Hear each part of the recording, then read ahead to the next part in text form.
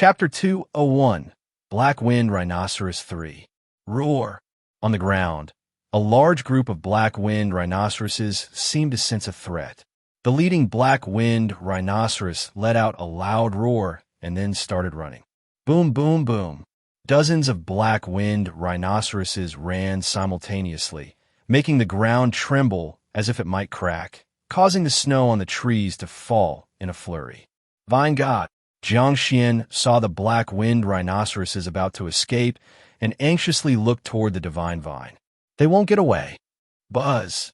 The divine vine exploded with green light, and countless vines began to grow rapidly, reaching toward the running black wind rhinoceroses.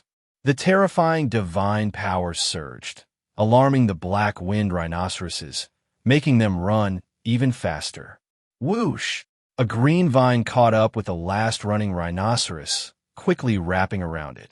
Roar, roar, roar. This massive black wind rhinoceros struggled madly, but to no avail, unable to break free. In the blink of an eye, it was tied up securely by the vines and fell to the ground with a loud crash. Whoosh, whoosh, whoosh. Subsequently, one vine after another, like green lightning, caught up with the running black wind rhinoceroses, entwining and trapping them so they could no longer move. Not long after, all the black wind rhinoceroses were enwrapped by the vines, struggling on the ground with terrified roars. Some black wind rhinoceroses even emitted sounds resembling distressed calves, trying to call for help from their companions.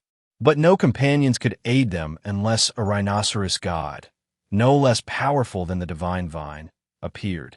Great! Not a single one escaped. Jiang Xuan ran excitedly, counting each one. He found that they had captured a total of 35 black wind rhinoceroses, including 6 calves. The black wind rhinoceroses were captured, but how were they going to be brought back? Could it be that the divine vine was going to bind them and fly back all the way? Jiang Xuan didn't ask much. After all, he was merely the guide. Specifics would depend on what the divine vine would do. Buzz! The divine vine's light grew even more intense, causing all the animals in the entire forest to tremble. Even the hibernating creatures instinctively sensed danger and shivered in their dens. The vines that bound the black wind rhinoceroses grew again, enveloping all the black wind rhinoceroses like a cocoon. The roars of the black wind rhinoceroses gradually subsided until only the glow of the divine vine remained. Jiang Xuan had seen such a scene. It was the process during which the divine vine tamed the great horned deer on the altar. According to Jiang Xuan's speculation, this process was akin to brainwashing, erasing their hostility and fear toward the vine tribe, imprinting loyalty and affinity for the vine tribe in their minds. Moments later, all the vines retracted, and 36 rhinoceroses reappeared in the snow. Their eyes showed some confusion, and on the forehead of each black wind rhinoceros, there appeared a faint totem pattern of the vine tribe. However, when they saw the divine vine, the bewildered look in their eyes disappeared, replaced by a warm and friendly demeanor. Even Jiang Xuan, because of the totem pattern drawn on his face, had a little rhinoceros trot over and nuzzle him with its head. What a powerful means! Jiang Xuan inwardly marveled at the prowess of the totem god. If they relied on themselves, how long would it take to tame these black wind rhinoceroses and even train them to become mounts? 10 years, 20 years, or even longer. Yet now, within a short time, the divine vine had accomplished this task, and these black wind rhinoceroses imprinted with the totem pattern displayed high loyalty to the tribe. The divine vine rapidly shrank, eventually becoming a small vine that coiled around the head of the largest rhino king among the group of rhinoceroses. Ride the black wind rhinoceroses back. The voice of the divine vine resonated in Jiang Xuan's mind, and he promptly climbed onto the back of a large rhinoceros. Roar! The rhino king roared up at the sky and then led the whole group of rhinoceroses toward the vine tribe. Chapter 202, Heavy Cavalry. The rhinoceros herd traversed mountains and valleys, taking 2 to 3 days to return to the vine tribe. During these 2 to 3 days, Each time the people of the Vine tribe saw the empty stone mountain, they felt uneasy. Fortunately, it's winter, and besides the cold, there's almost no danger. Rumble.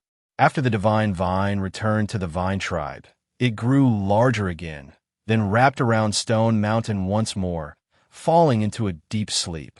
Although the divine vine is already very powerful, it can't escape its nature, preferring to sleep as soon as winter arrives. Jiang Xuan then led the large group of rhinoceroses to the breeding area, asking Jiao to prepare a few empty pens for them. When winter arrived, the Vine tribe slaughtered many livestock because most plants were covered by heavy snow, making it impossible to feed too many animals. Besides, the grown livestock wouldn't gain much weight if continued to be raised, so they were meant to be slaughtered. As a result, a large number of pens were vacated in the breeding area, and they would be filled again in the next spring when the remaining livestock and poultry breed a large number of young ones. Now, these empty pens can accommodate the rhinoceros. The news that the leader and the vine god brought back a large group of black-winged rhinoceroses spread quickly throughout the tribe, and people rushed to the breeding area to see. Oh my, is this the black-winged rhinoceros? So tall, so large. Yes, look at their horns, they're so sharp. Such thick fur. The tribesmen surrounded the black-winged rhinoceroses, discussing excitedly. The black-winged rhinoceroses lay calmly in the pens lined with dry grass, showing no panic and not attacking the tribesmen of the Vine tribe. They even casually chewed on the feed provided by the planting team. Gotung stood beside Jiang Xuan, curiously asking, "Leader, are these black-winged rhinoceroses also for work?" The Vine tribe raised some wild bovine calves, and after being tamed by the divine vine, they were supposedly able to help the planting team with work and also transport things in the future. Seeing the black-winged rhinoceroses being so tall and strong, he thought they were also meant for work. No, I plan to use these black-winged rhinoceroses to form a unit of heavy cavalry. Leader, what does heavy cavalry mean? Goting had never heard of this term, and people like Shurchio around also looked at Jiang Xuan, hoping he would explain. It's simple. The great horned deer and the rock sheep we currently ride are relatively small, not very powerful, but they're fast and agile on the battlefield. I call them light cavalry. On the other hand, the black-winged rhinoceroses are huge and have extremely strong defense, although not as agile. Once they charge, they can break the enemy's formation directly, causing tremendous damage. That's why they are called heavy cavalry. After hearing this, for the first time, everyone had a concept of light cavalry and heavy cavalry. Although they couldn't fully understand it right away, they grasped the basic idea. Shurchio said, "So, our warriors can ride black-winged rhinoceroses for hunting and fighting in the future?" "That's right, at least some of the warriors can," Jiang Xuan confirmed. "That's great. These black-winged rhinoceroses are large and strong, can carry a lot of prey, right? We won't have to worry about big prey not being able to be brought back." Jiang Xuan replied, "Not only can they help carry prey, but with black-winged rhinoceroses accompanying you, most fierce beasts won't dare attack you." Every year, many warriors of the hunting team were killed by beast ambushes, and the black-winged rhinoceroses, being strong enough, could deter those who like to attack from ambush. After hearing Jiang Xuan's words, everyone became very excited about the black-winged rhinoceroses and wished they could have one themselves. Jiang Xuan continued, "But don't get too excited too soon. The black-winged rhinoceroses are indeed very powerful, and once formed into heavy cavalry, they will be formidable, but after they charge, they often get surrounded by the enemy, which is very dangerous. Therefore, only the strongest warriors in the tribe are qualified to ride the black-winged rhinoceroses." Jiang Xuan's words were like a cold shower, calming the excited warriors. As Jiang Xuan said, becoming heavy cavalry requires a price, and if one's strength is not enough, they might die during the charge. Goting asked, "Leader, how should we allocate these black-winged rhinoceroses?" Jiang Xuan said, "There are 30 adult black-winged rhinoceroses, which will temporarily be allocated to Hunting Team 1 and Hunting Team 2, with 15 each. The 6 calves will temporarily be taken care of by the planting team." If the number of black-winged rhinoceroses increases in the future and the tribe becomes stronger, I'll consider establishing a special heavy cavalry for tribal battles. Allocating the black-winged rhinoceroses to the two hunting teams was because they often went on dangerous hunts outside. And teams like the fishing team and guard team rarely leave the tribe, so they don't need black-winged rhinoceroses. Everyone had no objections to Jiang Xuan's decision. So, Go Tung and Shi Qiu happily divided the 30 rhinoceroses and then assigned the strongest warriors in their teams to care for these black-winged rhinoceroses and become familiar with their temperament and characteristics. On his way back, Jiang Xuan unexpectedly found a small rhinoceros following him. This small rhinoceros had a tuft of white hair on its head, like a crescent moon, bent, looking quite different from the other rhinoceroses. "I remember you, little one. When the vine god had just tamed these rhinoceroses, this small rhinoceros had run up to Jiang Xuan and nuzzled him with its head, showing great fondness for Jiang Xuan." Chapter 203, Heavy Cavalry 2. Jiang Xuan gently stroked the small rhino's head, and the little creature closed its eyes in comfort, clearly enjoying it greatly. When it was time for Jiang Xuan to leave, it immediately followed him, as if it had made up its mind about him. The Jiao couldn't help but say, "Leader, why don't you let it go home with you?" Jiang Xuan thought for a moment and said, "All right, I happen to be in need of a mount that can run. For now on, let this small rhino stay with me." Jiang Xuan petted the small rhino's head again and said, "Follow me, little one." Jiang Xuan walked towards his yard, and the small rhino followed closely, as if it had truly chosen him. When they returned to the bamboo grove, Jiang Xuan piled some dry grass in the corner of the bamboo hut where Tang Yuan lived, making a nest for the small rhino. "Tang Yuan, this small rhino will stay here temporarily. I'll build a new shelter for it when the ice melts. You mustn't bully it, understand?" Tang Yuan squatted in its nest, curiously observing the small rhino, then nodded. Tang Yuan is a bird of prey and quite large, which made the small rhino a little fearful of it. However, after Jiang Xuan's comforting, it reluctantly settled into its new abode. Not long after, the Jiao personally brought Jiang Xuan some plant stalks and fodder for the small rhino to eat. "Leader, have you given this small rhino a name?" Jiang Xuan stared at the crescent-shaped white tuft of hair on the small rhino's forehead for a while and said, "Let's call it Yuya, Moon Crescent." The Jiao praised, "Yuya, that's a nice name." From that day on, Jiang Xuan's yard had both a bird of prey and a beast. The bird of prey was called Tang Yuan, the beast called Yuya, both charming names. This winter, the Vine tribe had abundant food, plenty of clothing, and had even captured a herd of black-winged rhinoceroses, living quite comfortably. But some tribes weren't as fortunate. For example, the Jackal tribe lived a hard life. The Jackal tribe fought with the Crow tribe for more than half a year, leaving them no time to gather enough food and resources for winter. Although the Crow tribe was eventually wiped out, winter had arrived, and they had to grit their teeth and endure. After the heavy snow fell, hunting became extremely difficult, and digging edible plant roots from the ground was also very challenging. No matter how the Jackal tribe saved food, enduring hunger and cold, by halfway through the winter, the food shortage crisis had become severe. In the Jackal tribe, inside a simple wooden hut, another one has died. The Jackal tribe leader opened the door to see a corpse already frozen stiff. The tribesperson was curled up, having been dead for some time. Upon death, his hand reached forward as though trying to grab something.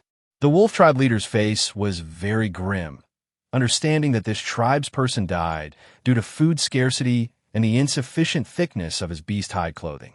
Under prolonged hunger and cold, those with a weaker constitution or existing injuries easily perished. "Take it out." The Jackal tribe leader waved his hand, and two warriors came in to carry the dead tribesperson away. Afterward, the Jackal tribe leader proceeded to another house to check and found a new corpse. Every day, someone died. The entire Jackal tribe was enveloped in a silent fear and torment. No one knew if they would be the next one to be carried out. After inspecting all the houses, the Jackal tribe leader returned to his own. He sat by the hearth and fiercely punched the ground. Damn snowy weather. How much longer before it passes? These days are enough to drive anyone insane, yet there's nothing they can do. The jackal tribe leader vented for a while, then, with a sullen face, pondered how long the food in the tribe would last. In the tribe, food needed to be allocated first to crucial members such as the witch, the leader, and various hunting leaders. Next were the healthy and fighting-fit warriors, who constituted the foundation of the tribe. Then came ordinary warriors with some combat abilities. Finally, there are the old, weak, sick, and disabled. When a tribe's food cannot sustain everyone, allocation would decrease in layers based on the tribe member's importance to the tribe. Only like this could the tribe ensure survival. Therefore, each winter when food was scarce, the old, weak, sick, and disabled suffered greatly. Children fared slightly better, as they represented the tribe's future hope and could receive some food. Elderly, sick, and disabled tribespeople might end up with no food at all, eventually starving or freezing to death. Such allocation is cruel but necessary for the tribe's survival. Most tribes are similar to the jackal tribe. Those like the vine tribe, who possess enough food and resources to last the winter, are rare exceptions. Crackling. The flames in the hearth continued burning, bringing a bit of meager warmth, but it was quickly carried away by the unrelenting cold wind. The jackal tribe leader sat in the room, having deliberated on the food, then contemplated ways, when winter was over, to eliminate a few small tribes to replenish food supplies and population. Peaceful yet torturous days passed one by one, and when many tribes could barely hold on, the long winter finally ended. Chapter 204, Heavy Cavalry 3. The warm, humid south wind replaced the dry, cold north wind, and the sun rose again, melting the ice and snow slowly. Spring had arrived. In the 4th year of the Vine tribe's establishment, early January, we survived another harsh winter. In the bamboo house on the south side of the Vine tribe, the old witch pushed open the door, looking at the melting ice and snow and the sunlight sprinkling on the ground, feeling his spirits lift considerably. For the old witch, living another day felt like a bonus because he was old, and almost all his peers had passed away. Although he could face death calmly, and even had a burial beast hide ready, who truly wants to die when they can still live? The old witch stepped out of the bamboo house to bask in the sun on the open ground nearby. Now was the time when ice and snow were melting, and ice chunks were falling everywhere with a swoosh sound, so he dared not run around carelessly to avoid getting hit on the head. Clap, clap, clap. In the Vine tribe, many warriors were holding long spears, knocking down the icicles hanging from the eaves. The ends of these icicles were sharp, and if they were not knocked down, they could fall at any moment as they melted, becoming a hazard. Other warriors were responsible for cleaning up the bamboo and branches broken by heavy snow around the tribe, exercising caution as partially melted ice chunks frequently fell from above. Rumble, rumble. Melted snow water flowed down the mountain ditches, joining streams. Gradually, the ice blocks on the stream were flushed away and melted by the water, and the stream flowed smoothly once more. What a lively tribe it was. The old witch basked in the sun, watching the busy tribespeople of the Vine tribe, a smile appearing on his face. 3 days later, most of the ice and snow in the southern wilderness had melted. The Feiyu River in front of the Vine tribe also thawed, and the river happily flowed, allowing the fish that had endured the winter to finally breathe freely again. The Vine tribe began operating in an orderly manner once more. The guard team was responsible for repairing traps and assessing safety hazards around the tribe. 2 hunting teams took the black wind rhinoceros into the mountains for hunting, and the fishing team prepared to embark on the first fishing expedition of the year. The planting team carried farming tools into the fields to plow and clear land, preparing for a new round of planting. The breeding team diligently cleaned the pens, preparing for a new wave of breeding among livestock and poultry. The entire Vine tribe was bustling with activity. Meanwhile, the jackal tribe, having endured a harsh winter and losing many tribe members, finally began moving as well. Ow! A large number of jackal cavalry swarmed into the forest, madly hunting various animals and digging up all sorts of edible plants to take back to the jackal tribe to sustain the 2,000 remaining tribe members. At the same time, they bared their fangs at the small tribes around, hoping to plunder and quickly recover the tribe's vitality. One of the targets of the jackal tribe was the relatively nearby vine tribe. However, the jackal tribe survived this long for a reason. They were not fools. They did not rashly attack, but first dispatched some warriors to spy near the vine tribe. Once they had thoroughly investigated the vine tribe situation, they would have more confidence in taking action. Little did the jackal tribe know, the vine tribe, which they viewed as a plundering target, had also set their sights on them. Jiang Xuan did not like being passive. Previously, the vine tribe lay low because its strength was too weak.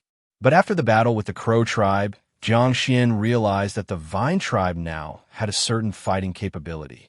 He decided to seize an opportunity to team up with the mountain turtle tribe for a major operation. Chapter 205. The opportunity the mountain turtle tribe has been waiting for years. The purple Tang Yuan landed on the outskirts of the mountain turtle tribe, and the giant mountain turtles looked up and then slowly continued to crawl forward. Jiang Xuan got off Tang Yuan's back, instructed it to wait in place, and then walked toward the gate of the mountain turtle tribe's fence. The vine tribe's leader Xian has arrived. Quick, go report to the leader. Upon seeing Tang Yuan land, the warrior guarding the gate immediately sent someone to report to Shan Jia. When Jiang Xuan reached the gate, Shan Jia also happened to meet him there. Ha ha ha, Leader Xian, I haven't seen you for a winter, and you've grown taller. Shan Jia laughed heartily and gave Jiang Xuan a bear hug. This body of Jiang Xuan, only 16 this year, was still growing taller and had become increasingly strong, unlike the frail self of the past. Leader Shan Jia is looking quite well too, Jiang Xuan replied with a smile. To tell you the truth, Leader Xian, after we fought the crow tribe last year and obtained those grains and supplies, our mountain turtle tribe survived the whole winter without losing a single tribe member to hunger or cold. Shan Jia had a proud look on his face. Clearly, having no death from hunger or cold through a winter was a source of great pride for him. Indeed, it was something worth being proud of. Most tribes exist in a state of perpetual hunger, with never enough food to eat or beast-hide clothing to wear.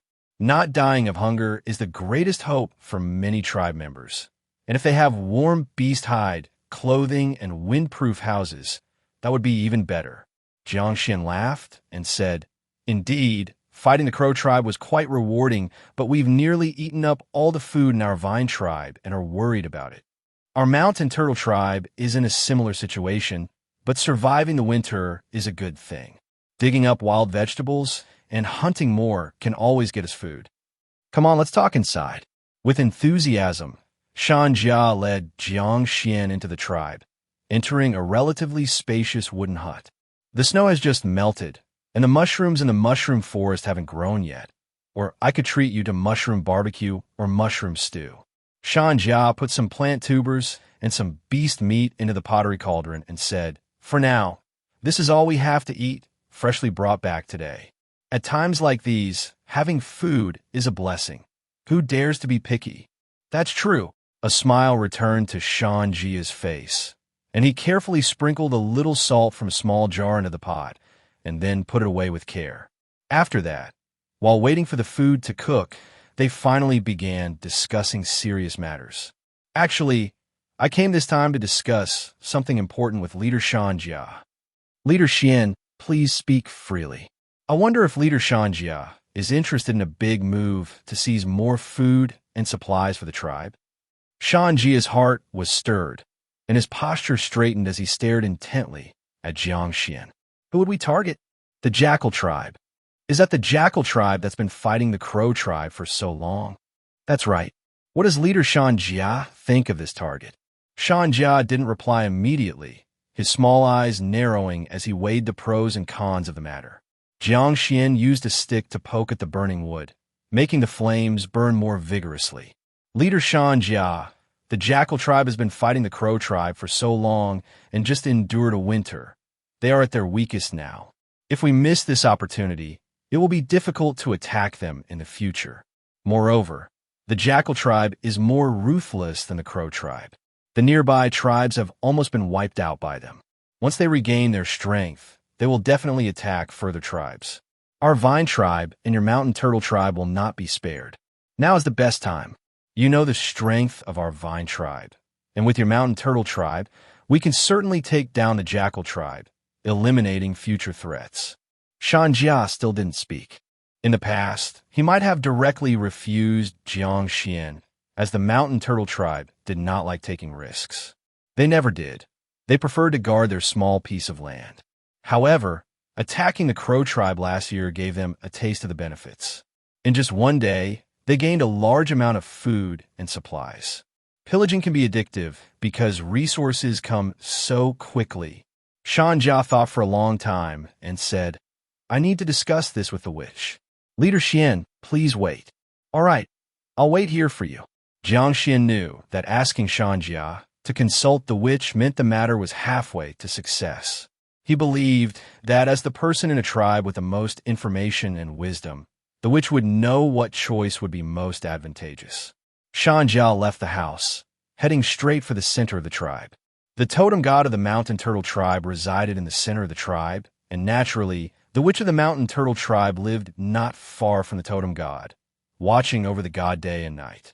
When Jiang found the witch and conveyed Jiang Xuan's words, the witch pondered for a moment and then said decisively, Agree to it. Are we really going to attack the jackal tribe? Jiang cautiously asked, seeking a definite answer. That's right, just as he said. The vine tribe plus the mountain turtle tribe can surely take down the jackal tribe. Why shouldn't we go?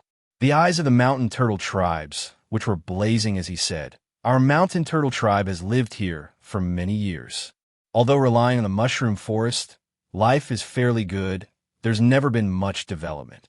The current situation is a great opportunity, and I have a feeling the vine tribe will rise, and we can rise with them.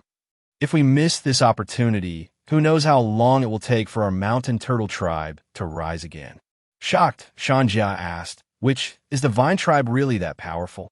The witch looked at Jiang and said, Their warriors may not be much, but do you know how powerful their totem god is? Even the turtle god feels threatened. That is a totem god that only medium-sized tribes can possess. At this moment, Jiang was utterly shocked. He never imagined that the vine tribe would possess such a powerful totem god. Does that mean we're sure to win this battle? The witch of the mountain turtle tribe nodded and said, That's right, the crow can't overcome that vine. The jackal likewise can't defeat that vine. And with our powerful turtle god, what does the jackal tribe have to counter? Great. If that's the case, let's immediately give them a reply. Jiang walked out of the witch's house with great excitement. The words spoken by the witch kept echoing in his heart, making him feel elated. Meanwhile, the witch of the mountain turtle tribe walked outside, gazing at the immense turtle god, whispering, The opportunity for the rise we've waited for many years is about to arrive for the mountain turtle tribe.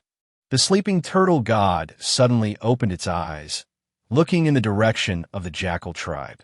On the other side, Jiang returned to the house, staring at Jiang Xuan with burning eyes, saying, Chief Xuan, our mountain turtle tribe is willing to join the vine tribe to attack those jackals. Jiang Xuan stood up. I knew Chief Jiang would make the right choice. After defeating the jackal tribe, as usual, we'll split food and supplies equally between our two tribes. Good. Jiang nodded heavily, feeling as if he had gained an advantage, knowing the vine tribe's totem god was strong. Gurgle, gurgle. The food in the pot kept boiling, releasing an aroma. Jiang warmly invited Jiang Xuan. Chief Xuan, come, sit down and eat. Nothing is more important than eating. Haha. Indeed, eating is the most important. The two sat by the hearth, enjoying pleasant conversation and scooping food from the pottery cauldron to eat. After eating and drinking to their fill, the two further agreed on the date to attack the jackal tribe, the meeting place, and some specific battle details. Once everything was settled, Jiang Xuan didn't linger, immediately bid farewell, riding Tang Yuan back to the Vine tribe. As for the Beaver tribe, since they refused to attack the Crow tribe last time, Jiang Xuan didn't bother to ask them this time. After Jiang Xuan left, the Mountain Turtle tribe immediately began preparing for battle. Food and weapons for the journey were necessary, and those without combat ability needed to be properly settled. On the other side of the Great Swamp, the Beaver tribe were diligently repairing parts of their houses flattened by the snowfall and searching for food in the Great Swamp. South of the Vine tribe, Thunder Mountain. 3 spies from the Jackal tribe cautiously approached Thunder Mountain, riding jackals whose padded paws made almost no sound on the ground. One of the spies glanced at the totem pattern of the Vine tribe on a large rock ahead. Right ahead is the Vine tribe. Let's spread out first. Be careful, don't get discovered. The other 2 nodded, then each split off, making it easier to hide. Soon, they walked into the forest of Thunder Mountain. This place was quite close to the Vine tribe, and they were very cautious to guard against any Vine tribe warriors that might appear. However, strangely, they walked smoothly into the forest without encountering any Vine tribe warriors. They thought the Vine tribe was negligent in defense, which made them quite happy, feeling optimistic about completing their mission to scout the Vine tribe. Yet, they didn't know that 2 pairs of eyes had been observing their every move from the shadows since they entered the forest. Mai Dong was hiding in a camouflaged pit connected to a tunnel, alongside another Vine tribe warrior. Mai Dong didn't speak, but gestured to the warrior beside him, signaling him to return to the tribe via the tunnel and report. The warrior nodded and immediately slipped into the tunnel, swiftly returning to the Vine tribe. Mai Dong continued to watch the 3 Jackal tribe warriors. The pit he was in was covered with thorns and branches, making it hard to discover unless someone knew he was there. Gradually, one Jackal tribe warrior approached the area where the cage vine grew. Cage vine, whip tree, head-biting flower, and thunder tree formed the first line of defense for the Vine tribe. Among them, thunder tree and whip tree required time to grow and were temporarily powerless. The head-biting flower was not numerous yet and was planted on the northern side near Wild Boar Mountain. Currently, only the rapidly growing cage vine could exercise its defensive role, and the Jackal tribe warrior unwittingly entered the cage vine area. On the surface, this area seemed normal except for the abundance of vines and lacked apparent traps. The Jackal tribe warrior, observing around, rode the jackal, walking slowly, and stepped onto the vines on the ground. Whoosh, whoosh, whoosh. Suddenly, cage vines erupted from the ground, forming a net and instantly trapping both the warrior and the jackal together inside. What is this? The warrior panicked, drawing a bone knife, frantically hacking at the cage vines. Ow! The jackal also wildly bit the cage vines, hoping to break the strange vines. However, all efforts were in vain. The cage vines were incredibly tough, impossible to cut with the bone knife, and the jackal's teeth couldn't bite through them quickly. Moreover, thorny vines began wrapping around them. Ah! The warrior screamed as thorns pierced his arm, soon feeling his strength rapidly slipping away. The jackal, similarly pricked, was also losing strength. Before long, one person and one jackal lay weakly in the cage vines, calling out in despair, unable to move. Chapter 206. The Wonderful Use of Purple Blood Tree Sap. A wolf tribe warrior was trapped by the cage vine, and when the other 2 heard the noise, they first looked around and found no one from the Vine tribe, so they hurried over to rescue him. One of them used a stone knife to hack away for a while, but found that the vine was hardly damaged. His expression finally changed. Damn it, what kind of vine is this? It's so tough. The Jackal tribe had migrated from the western wilderness and had never heard of the terrifying plant known as cage vine. Help me! Help me! The wolf tribe warrior trapped in the cage vine weakly called for help, collapsing to the ground with blurred consciousness, but still possessing an instinct to survive. We can't cut it down. If we had a torch, we might try burning it. The 2 rescuing warriors were very discouraged, especially since they were near the Vine tribe, making them nervous and afraid of attracting Vine tribe people. You want a torch? We have one. At that moment, a youthful voice echoed through the forest. Who is it? The two Jackal tribe warriors immediately gripped their weapons nervously, scanning around. Soon, they saw a young man emerge from underground, his face painted with the Vine tribe's totem patterns and three-colored horizontal streaks. The young man was Nanxing, leader of the Vine tribe's guard team. After Nanxing emerged, dozens of Vine tribe warriors also crawled out from the tunnels one after another, glaring at the two Jackal tribe warriors. Run! The faces of the two Jackal tribe warriors changed drastically, and they rode their jackals to flee. Can you escape? Nanxing turned and mounted a great horned deer, which immediately chased after the two jackals. The warriors of the guard team also mounted great horned deer to give chase. The great horned deer ran with astonishing speed and had strong endurance. It wasn't long before they caught up with the two jackals. Get down, you! After Nanxing caught up, he used his long spear like a club, fiercely striking the back of one Jackal tribe warrior. The Jackal tribe warrior screamed in agony, tumbling off the jackal like a gourd, obviously badly injured. The jackal glanced back once, then panicked and continued to run forward. Whoosh! Nanxing drew a short spear and spear thrower, aiming at the running jackal, and viciously hurled the short spear through the spear thrower. Ow! The short spear accurately pierced the jackal, and the terrifying force penetrated its back.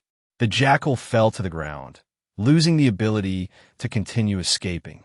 The other Jackal tribe warrior also failed to escape, being caught by the guard team, beaten severely, and both man and jackal tied up. After capturing the two jackals, Nanxing returned to the cage vine. He dismounted from the great horned deer, drew a bone knife, and stabbed a spot near the main stem of the cage vine close to the ground. This position was the cage vine's most sensitive area. After being stabbed, all the vines trembled slightly and then drooped to the ground.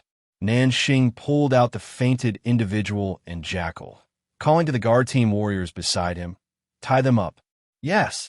Two warriors immediately took out ropes and firmly tied both the man and the jackal.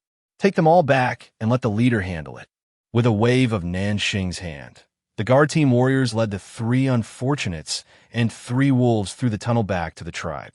Nanxing then went to the lookout post and said to my dong in the earth pit, "Thanks to your early discovery, otherwise these three wolf pups would have stormed in. I will report this truthfully to the leader, and the tribe won't forget you." "Thank you, Leader Nanxing." Nanxing took out a small bag of dried beast meat, stuffed it into the thorns, and said, "Keep watching. This bag of dried beast meat is for you to eat." After handing over the goods, Nanxing also headed back. My dong sat in the earth pit, opened the beast hide bag, and found inside some strips of dried beast meat, looking very good and having a faint aroma. Soon after, the warrior responsible for delivering messages also crawled into the earth pit through the tunnel and sat next to my dong. "What's that?" "Something the leader sent us to eat, dried beast meat. The leader is really good to us." "Yes, so we must keep a close watch on this forest and not let anyone from other tribes sneak in." The two divided up the dried beast meat to eat, filled with gratitude towards the tribe. On the other side, the guard team warriors escorted the people and wolves to Jiang Xuan's yard to let Jiang Xuan decide their fate. Jiang Xuan had returned from the mountain turtle tribe not long ago and had encountered such a situation, which can only be said to be quite coincidental. "Leader, how should we deal with these three Jackal tribe people? Kill them?" "No, I want to get information about the Jackal tribe from their mouths." "Kill the three wolves, though. Skin them properly." "Yes." Nanxing instructed several warriors to slaughter the three jackals. Then, Jiang Xuan had them wake the unconscious Jackal tribe warrior and began to question them. "What are you doing at the Vine tribe? Who sent you here?" Jiang Xuan asked 2 consecutive questions, but the 3 Jackal tribe warriors only glared angrily at him and didn't speak. "The leader is asking you a question. Are you deaf?" The nearby warriors beat the 3 with fists and kicks, making them scream in agony, yet it had little effect. They remained silent after the beating. Chapter 207. The Wonderful Use of Purple Blood Tree, Sap 2. Pretty stubborn, huh? But I'm curious to see if you can keep that up. Jiang Xuan pondered for a moment, thinking about what might make them open their mouths. Suddenly, he thought of something, the sap of the purple blood tree. Jiang Xuan said to Nanxing, "Get a pottery bowl and fetch some sap from the purple blood tree." Yes. Nanxing immediately went inside to get a pottery bowl, then ran to the forest north of the tribe and found a very large purple blood tree. This purple blood tree had been growing for countless years, requiring 3 adults to encircle it.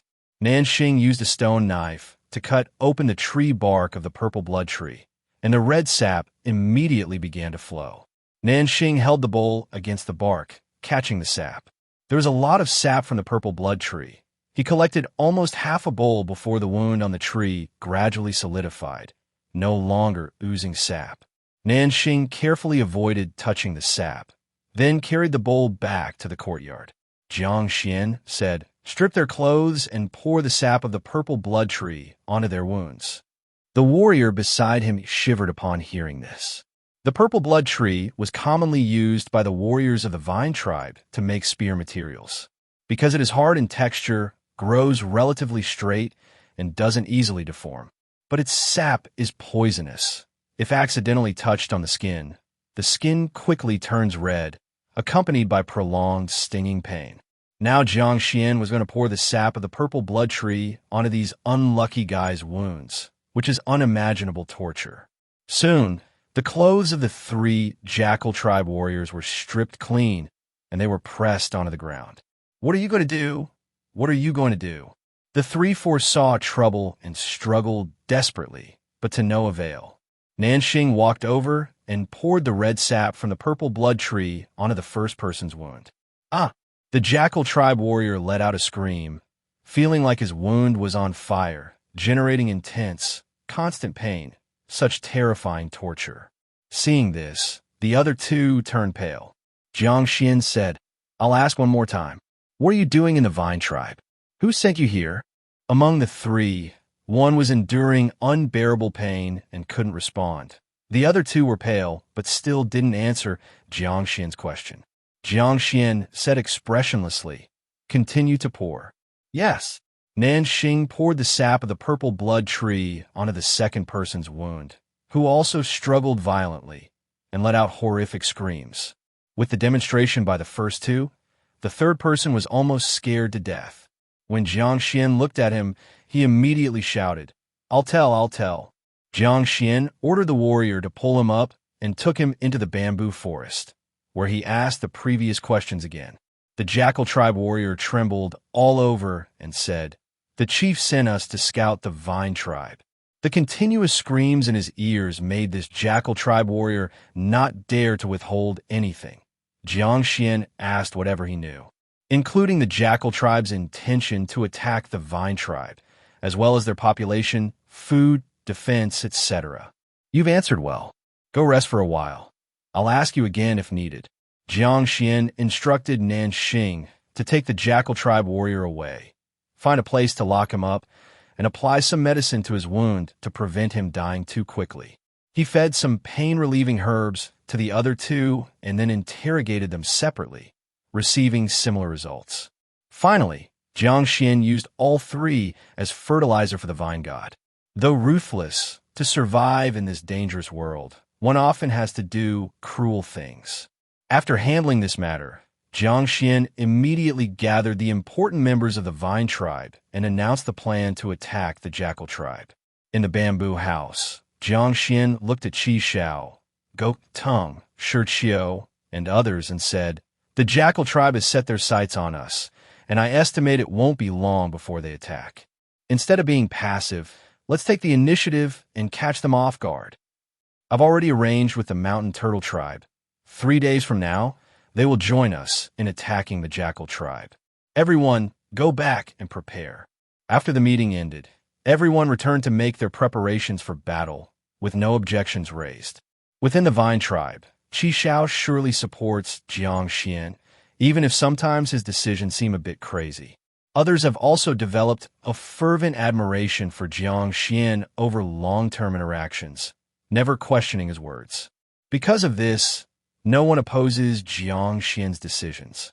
This is beneficial because Jiang Xuan can pursue plans boldly without worrying about anyone holding him back. At the same time, there's a downside to this state. As human beings, mistakes are inevitable. No one can always make the right decision. If Jiang Xuan makes a wrong decision in the future, and no one in the Vine tribe dares to question or correct it, it could lead to disasters. Of course, that's a concern for the future. At least for now, Jiang Xuan has made mostly right decisions. Under his leadership, the Vine tribe has developed rapidly. That night, Jiang Xuan visited the old witch, hoping he would help once more by caring for the Vine tribe's elderly and young with the giant eagle. Chapter 208. The Wonderful Use of Purple Blood Tree Sap 3. As a return, Jiang Xuan would give the old witch some beast hide clothing, pottery, and the herbs he needed along with well-tanned beast skin scrolls used for writing. What? You're going to attack another tribe again? The old witch stood up immediately after hearing Jiang Xuan's words, looking at Jiang Xuan as if he were a monster. The growth speed of the Vine tribe, if you think about it carefully, is simply terrifying. The year before last, they wiped out the fierce mosquito tribe. Last year, they allied with the mountain turtle tribe to annihilate the crow tribe. This year, they're set to destroy the jackal tribe. In just 3 years, the population of the Vine tribe continuously grew, their range of activities expanded, and their strength increased more and more. Most importantly, they didn't just rely on plundering to achieve all this. They developed farming and husbandry through their own efforts. Their food supply was abundant, and their foundation was very solid. If such a tribe were within the Eagle tribe's territory, the old witch would spare no effort to destroy it. Who knows how many tribes it will swallow up, or what kind of behemoth it will become if it continues to develop. Fortunately, this place is very far from the eastern wilderness. No matter how much the Vine tribe develops, it can hardly threaten the Eagle tribe. Moreover, with the feelings the old witch has, as long as there's no irreconcilable conflict between the two sides, the Vine tribe and the Eagle tribe can coexist peacefully and even conduct trade to exchange what they lack.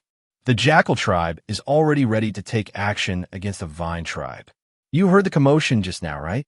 It was caused by spies from the Jackal tribe. Looking at the old witch, Jiang Xuan said seriously, "The Vine tribe has never been a tribe that likes to invade, but if others want to invade our territory, we will never just sit back and be captured." The old witch nodded. He believed this point. Because the Vine tribe is quite different from other tribes. Their food and various resources are self-sufficient, and for things they don't have, they can obtain them through trade rather than desperately trying to rob. All right, I'll look after the old and the young in your tribe. You can go to battle without worries. The old witch paused and added, "Remember, you are the leader of the tribe, so don't do anything too risky. Only if you stay alive can you lead the tribe to become stronger. Remember to wear your spider silk clothing. It can save your life at critical times." Okay. Jiang Xuan felt a warmth in his heart, as the old witch treated them like his own juniors, always showing care and concern for them. Afterward, like before, the Vine tribe moved the old, weak, sick, and disabled, along with the tribe's resources, to the other side of the Feiyu River using bamboo rafts and small wooden boats, sheltering them in the caves of the big mountain there. The old witch, with a giant eagle, guarded the cave entrance, ensuring their safety. Following this, all the warriors of the Vine tribe got ready with weapons, dry food, medicine, and other resources, preparing for battle. When there was still a day until the agreed time with the mountain turtle tribe, the Vine tribe held a ritual for the Vine god, and all the warriors began their journey. Set off. At Jiang Xuan's command, he rode atop Tang Yuan and flew forward first, responsible for paving the way for the team and scouting the situation ahead. The fearsome divine Vine hovered in the air, emitting a green light, intimidating all the fierce birds and beasts along the way. Roar! 30 great rhinos led the way, carrying the most formidable group of warriors from the tribe. This was the first heavy cavalry of the Vine tribe, responsible for crushing the jackal cavalry of the Jackal tribe. Behind the great rhinos, numerous great horned deer and rock sheep also carried the remaining warriors from the Vine tribe forward. In the past, most people of the Vine tribe had to walk, but now they could all ride mounts, significantly increasing their marching speed. Chapter 209. Attack on the Jackal Tribe. Southern Wilderness, Jackal Tribe. Don't touch me, don't. In the wooden house at the center of the Jackal Tribe came the heart-wrenching screams of a woman. Not long after, the leader of the Jackal Tribe emerged from the wooden house, feeling refreshed, and said to his subordinates, "Send some food to the house. Don't let that woman starve to death." Yes, the warriors of the Jackal Tribe, envious of their leader's luck, gathered some edible plant roots and brought them to the house. Inside the wooden house, a woman crouched in the corner, draped in a tattered beast-hide clothing, her eyes filled with deep-seated hatred. The woman's name was Feng Chao. She was one of the women captured when the Jackal Tribe wiped out a small tribe. Feng Chao was very beautiful, with a delicate face, long black hair like a waterfall, a graceful and strong figure, and was even a one-color warrior. Because of this, after she was captured, the leader of the Jackal Tribe took a liking to her and forcibly brought her back to his wooden house to ravage her. "Eat something." The warrior delivering the food glanced at Feng Chao a few times, swallowing secretly, but since she was the leader's woman, he dared not touch her. Suddenly, Feng Chao raised her head, looked at him, and said, "Help me kill him." The warrior was taken aback and said, "Are you crazy? Why would I kill the leader?" Feng Chao suddenly flung off the beast-hide clothing and said, "Kill him, and I will be yours." The warrior's eyes widened, swallowing even faster, but he took a few steps back and said, "Crazy, you're crazy." The warrior fled in panic. Although Feng Chao was alluring, he dared not kill the leader. After the warrior left, Feng Chao put the beast-hide clothing back on, her eyes filled with disappointment. "Is there no one who can kill him?" Feng Chao buried her head between her knees, her voice very depressed. She kept her head buried for a long time, then suddenly seemed to have an epiphany. "Live on, kill him." Feng Chao grabbed the food and swiftly stuffed it into her mouth, her eyes filled with the light of hatred. On the outskirts of the Jackal Tribe's territory, heavy footsteps suddenly echoed through the forest. A gigantic rhinoceros first emerged from the woods, followed by a second, a third. Soon, all the warriors of the Vine tribe appeared, clutching their weapons tightly, vigilantly scanning their surroundings. Boom! Tang Yuan landed on the ground, stretching out a wing at an angle. Jiang Xuan walked downward along the wing. Jiang Xuan moved to a large tree, where he saw a totem pattern carved into the bark, resembling a jackal. "We've reached the Jackal Tribe's territory." Jiang Xuan returned to the front of the group. The vine god had already shrunk to just over a meter tall, hovering above everyone's heads. "I'll go check if the Mountain Turtle Tribe has arrived. You all should hide here first. Don't let the Jackal Tribe discover you too soon." Qi Shao said, "Be careful." Jiang Xuan nodded and then quickly ran towards the forest they had agreed upon with the Mountain Turtle Tribe. His speed was quick, yet he made very little noise, not even disturbing the forest animals. Jiang Xuan had arranged to meet Shanjia in a pine forest on the outskirts of the Jackal Tribe. The pine forest was vast, filled almost entirely with pine trees, making it easy to recognize. Once Jiang Xuan entered the pine forest, he searched around but did not see Shanjia. Could he be early? Jiang Xuan felt a bit annoyed, as he did not like waiting for people. "Leader Xuan, I'm here." Just as Jiang Xuan was feeling disappointed, a voice startled him. He followed the sound and saw the thick layer of pine needles on the ground suddenly rise up, and a person emerged from them. It was Shanjia in his thick turtle shell. "Leader Shanjia, why are you hiding here?" Jiang Xuan felt bewildered but amused. He thought Shanjia hadn't arrived, but it turned out he was hiding. He just worried about being discovered by the Jackal Tribe. It's safer to hide. The warriors of the Mountain Turtle Tribe were very adept at hiding due to their turtle shells. Even if someone stepped on them or poked with a spear, it might not be discovered.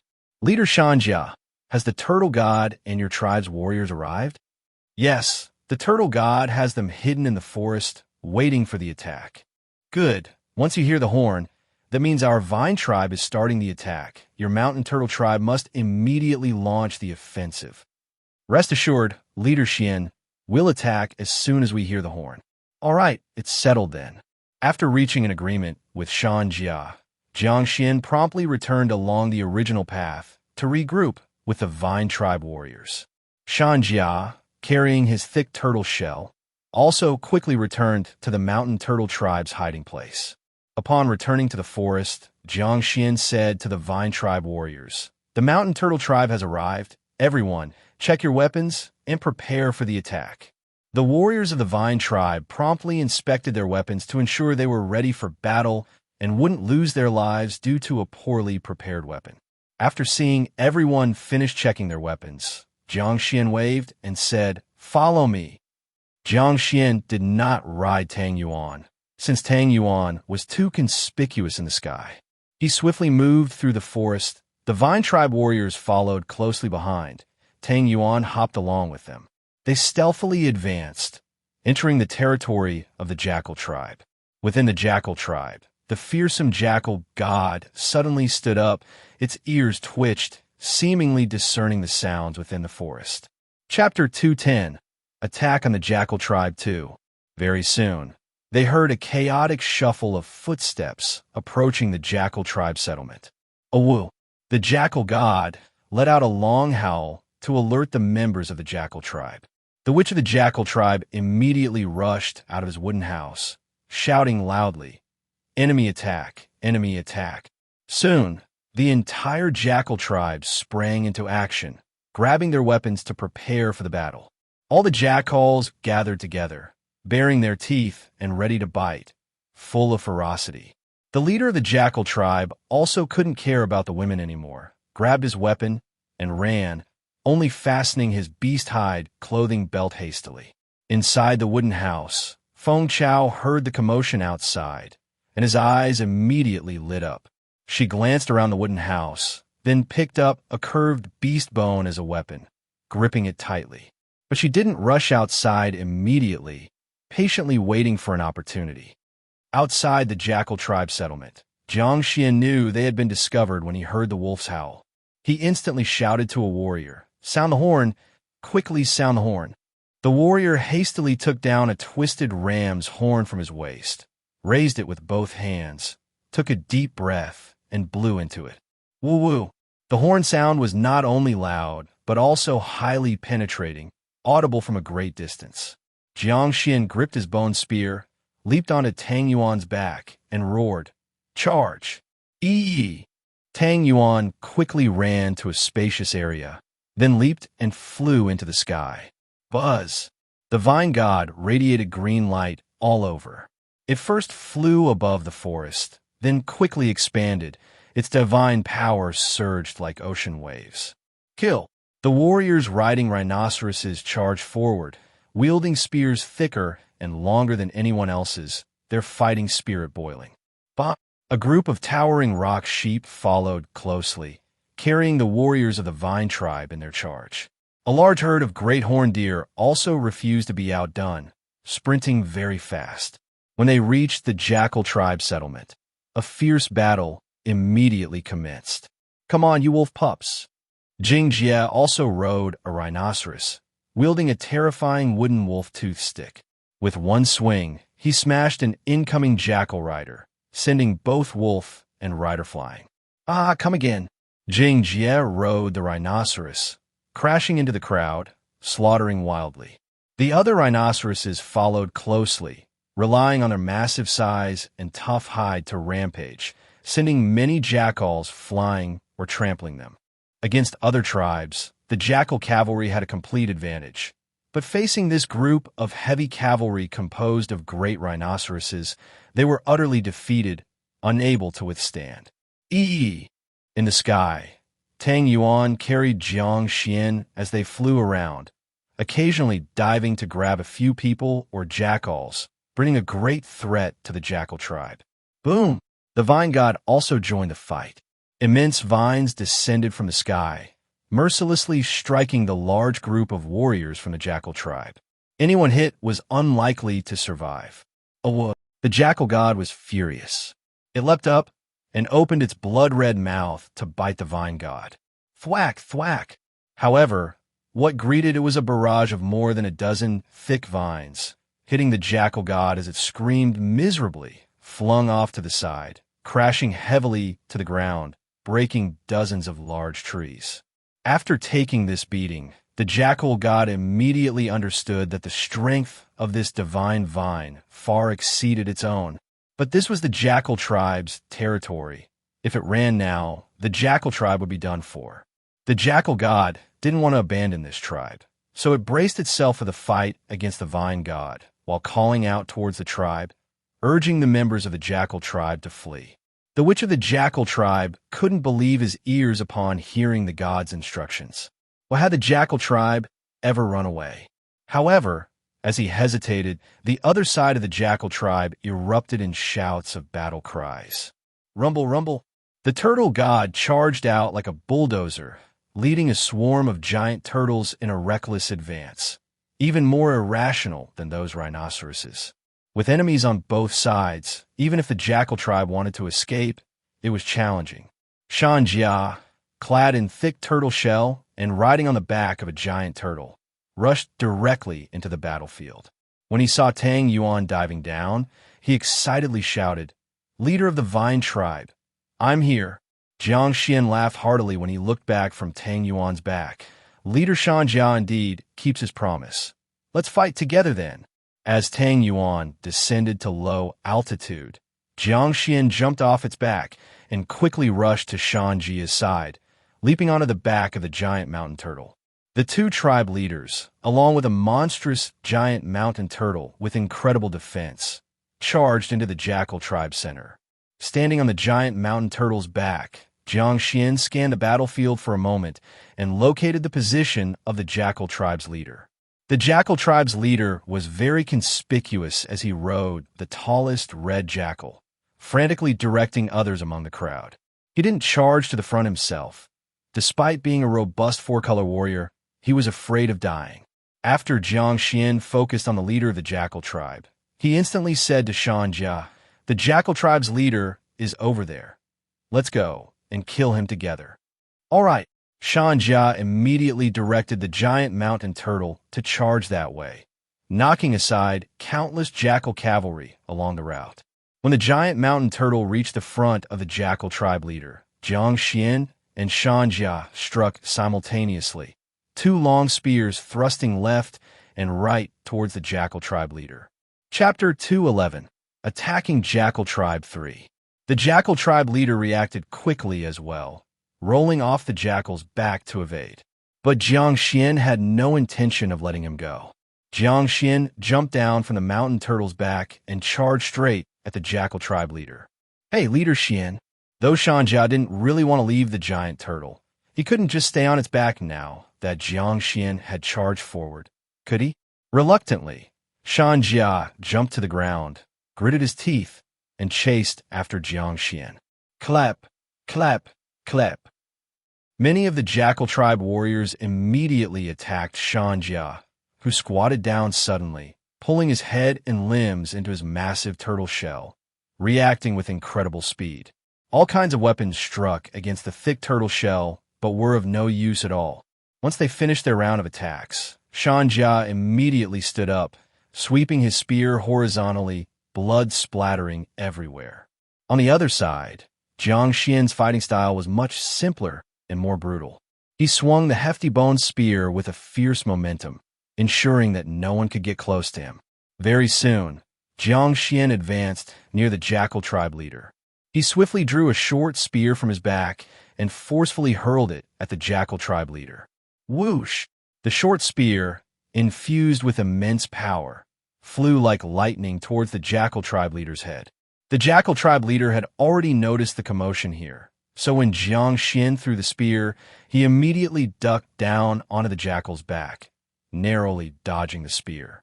He dodged, but the warrior behind him let out a horrible scream as the short spear pierced through his head. The jackal tribe leader was enraged. "You little brat, how dare you ambush me?" He noticed the 4 warrior stripes on Jiang Xuan's face, but simply couldn't believe that someone so young could be a 4-color warrior. let alone know that Jiang Xuan was the Vine tribe leader. He assumed Jiang Xuan was bluffing. The Jackal tribe leader squeezed the jackal tightly between his legs and charged towards Jiang Xuan. Scree! Just then, a terrifying purple raptor suddenly swooped down, stirring a violent gust, and furiously clawed at the Jackal tribe leader. The Jackal tribe leader, charging at Jiang Xuan, cried out in fright, knowing the jackal couldn't evade, so he rolled off its back. How? The jackal was pierced by Tang Yuan's sharp claws, lifted into the air, letting out a series of tragic cries. And now, without a mount, come on. Jiang Xuan sneered and charged at the Jackal tribe leader again. You little brat, I'll kill you. The Jackal tribe leader held a long spear, dodging the thrusting bone spear before viciously striking towards Jiang Xuan's abdomen. However, when Jiang Xuan saw the spear coming, he didn't dodge or evade, as if he truly had no battle experience. The Jackal tribe leader was delighted. If he landed this strike, the kid would be finished. Leader Xian, watch out. Shan Jia, just arriving, cried out in alarm at the sight, but it was too late to aid him. The Jackal tribe leader grinned with a sinister smile, seemingly already envisioning Jiang Xuan lying in a pool of blood. The stone spearhead finally struck Jiang Xuan's abdomen, but things weren't as the Jackal tribe leader imagined. The spearhead couldn't pierce through. At this moment, the Jackal tribe leader saw the bright smile on Jiang Xuan's face. Jiang Xuan seized the long spear with his left hand and fiercely stabbed the bone spear at the Jackal tribe leader's chest with his right hand. Puff! The bone spear pierced through the Jackal tribe leader's chest, blood splattering. How is this possible? The Jackal tribe leader's eyes were filled with disbelief. He couldn't have imagined dying at Jiang Xuan's hands, especially not like this. After stabbing with the spear, Jiang Xuan abandoned the bone spear, drew a sharp stone knife, approached the Jackal tribe leader, and fiercely slashed open his throat. This cut completely ended his life. Jiang Xuan whispered, I forgot to tell you, I'm wearing spider silk clothing. Not even a knife can pierce it. Bang! The Jackal tribe leader fell, never understanding, even in death, what spider silk clothing was. Arriving later, Shan Jia had a ghost-stricken expression, never expecting the situation to reverse so quickly. Just moments ago, he was worried about Jiang Xuan, and the next, he saw the Jackal tribe leader dead. Tang Yuan, Jiang Xuan shouted, and a massive Tang Yuan immediately descended, causing the nearby Jackal tribe warriors to scurry away. Jiang Xuan climbed onto Tang Yuan's back, then had Tang Yuan grip the Jackal tribe leader's corpse and fly into the air, ensuring everyone could see. Your leader has been killed by me. Lay down your weapons now. The Vine tribe guarantees not to kill those who disarm. Jiang Xuan shouted continuously from Tang Yuan's back. On the ground, the Jackal tribe warriors looked up. When they saw their leader was truly dead, their fighting spirit crumbled significantly. On the ground, Feng Chao, hearing the shouts, walked to the door of the wooden house and saw a scene she would never forget. A young man, riding a massive purple raptor, carrying a corpse, swiftly swooped from the sky. That corpse was precisely the Jackal tribe leader, whom she hated to the bone. Clap! Feng Chao dropped the beast bone she held as a weapon and squatted down. At that moment, tears streamed down her face. Chapter 212, Annihilation of the Jackal Tribe. Witch, run quickly.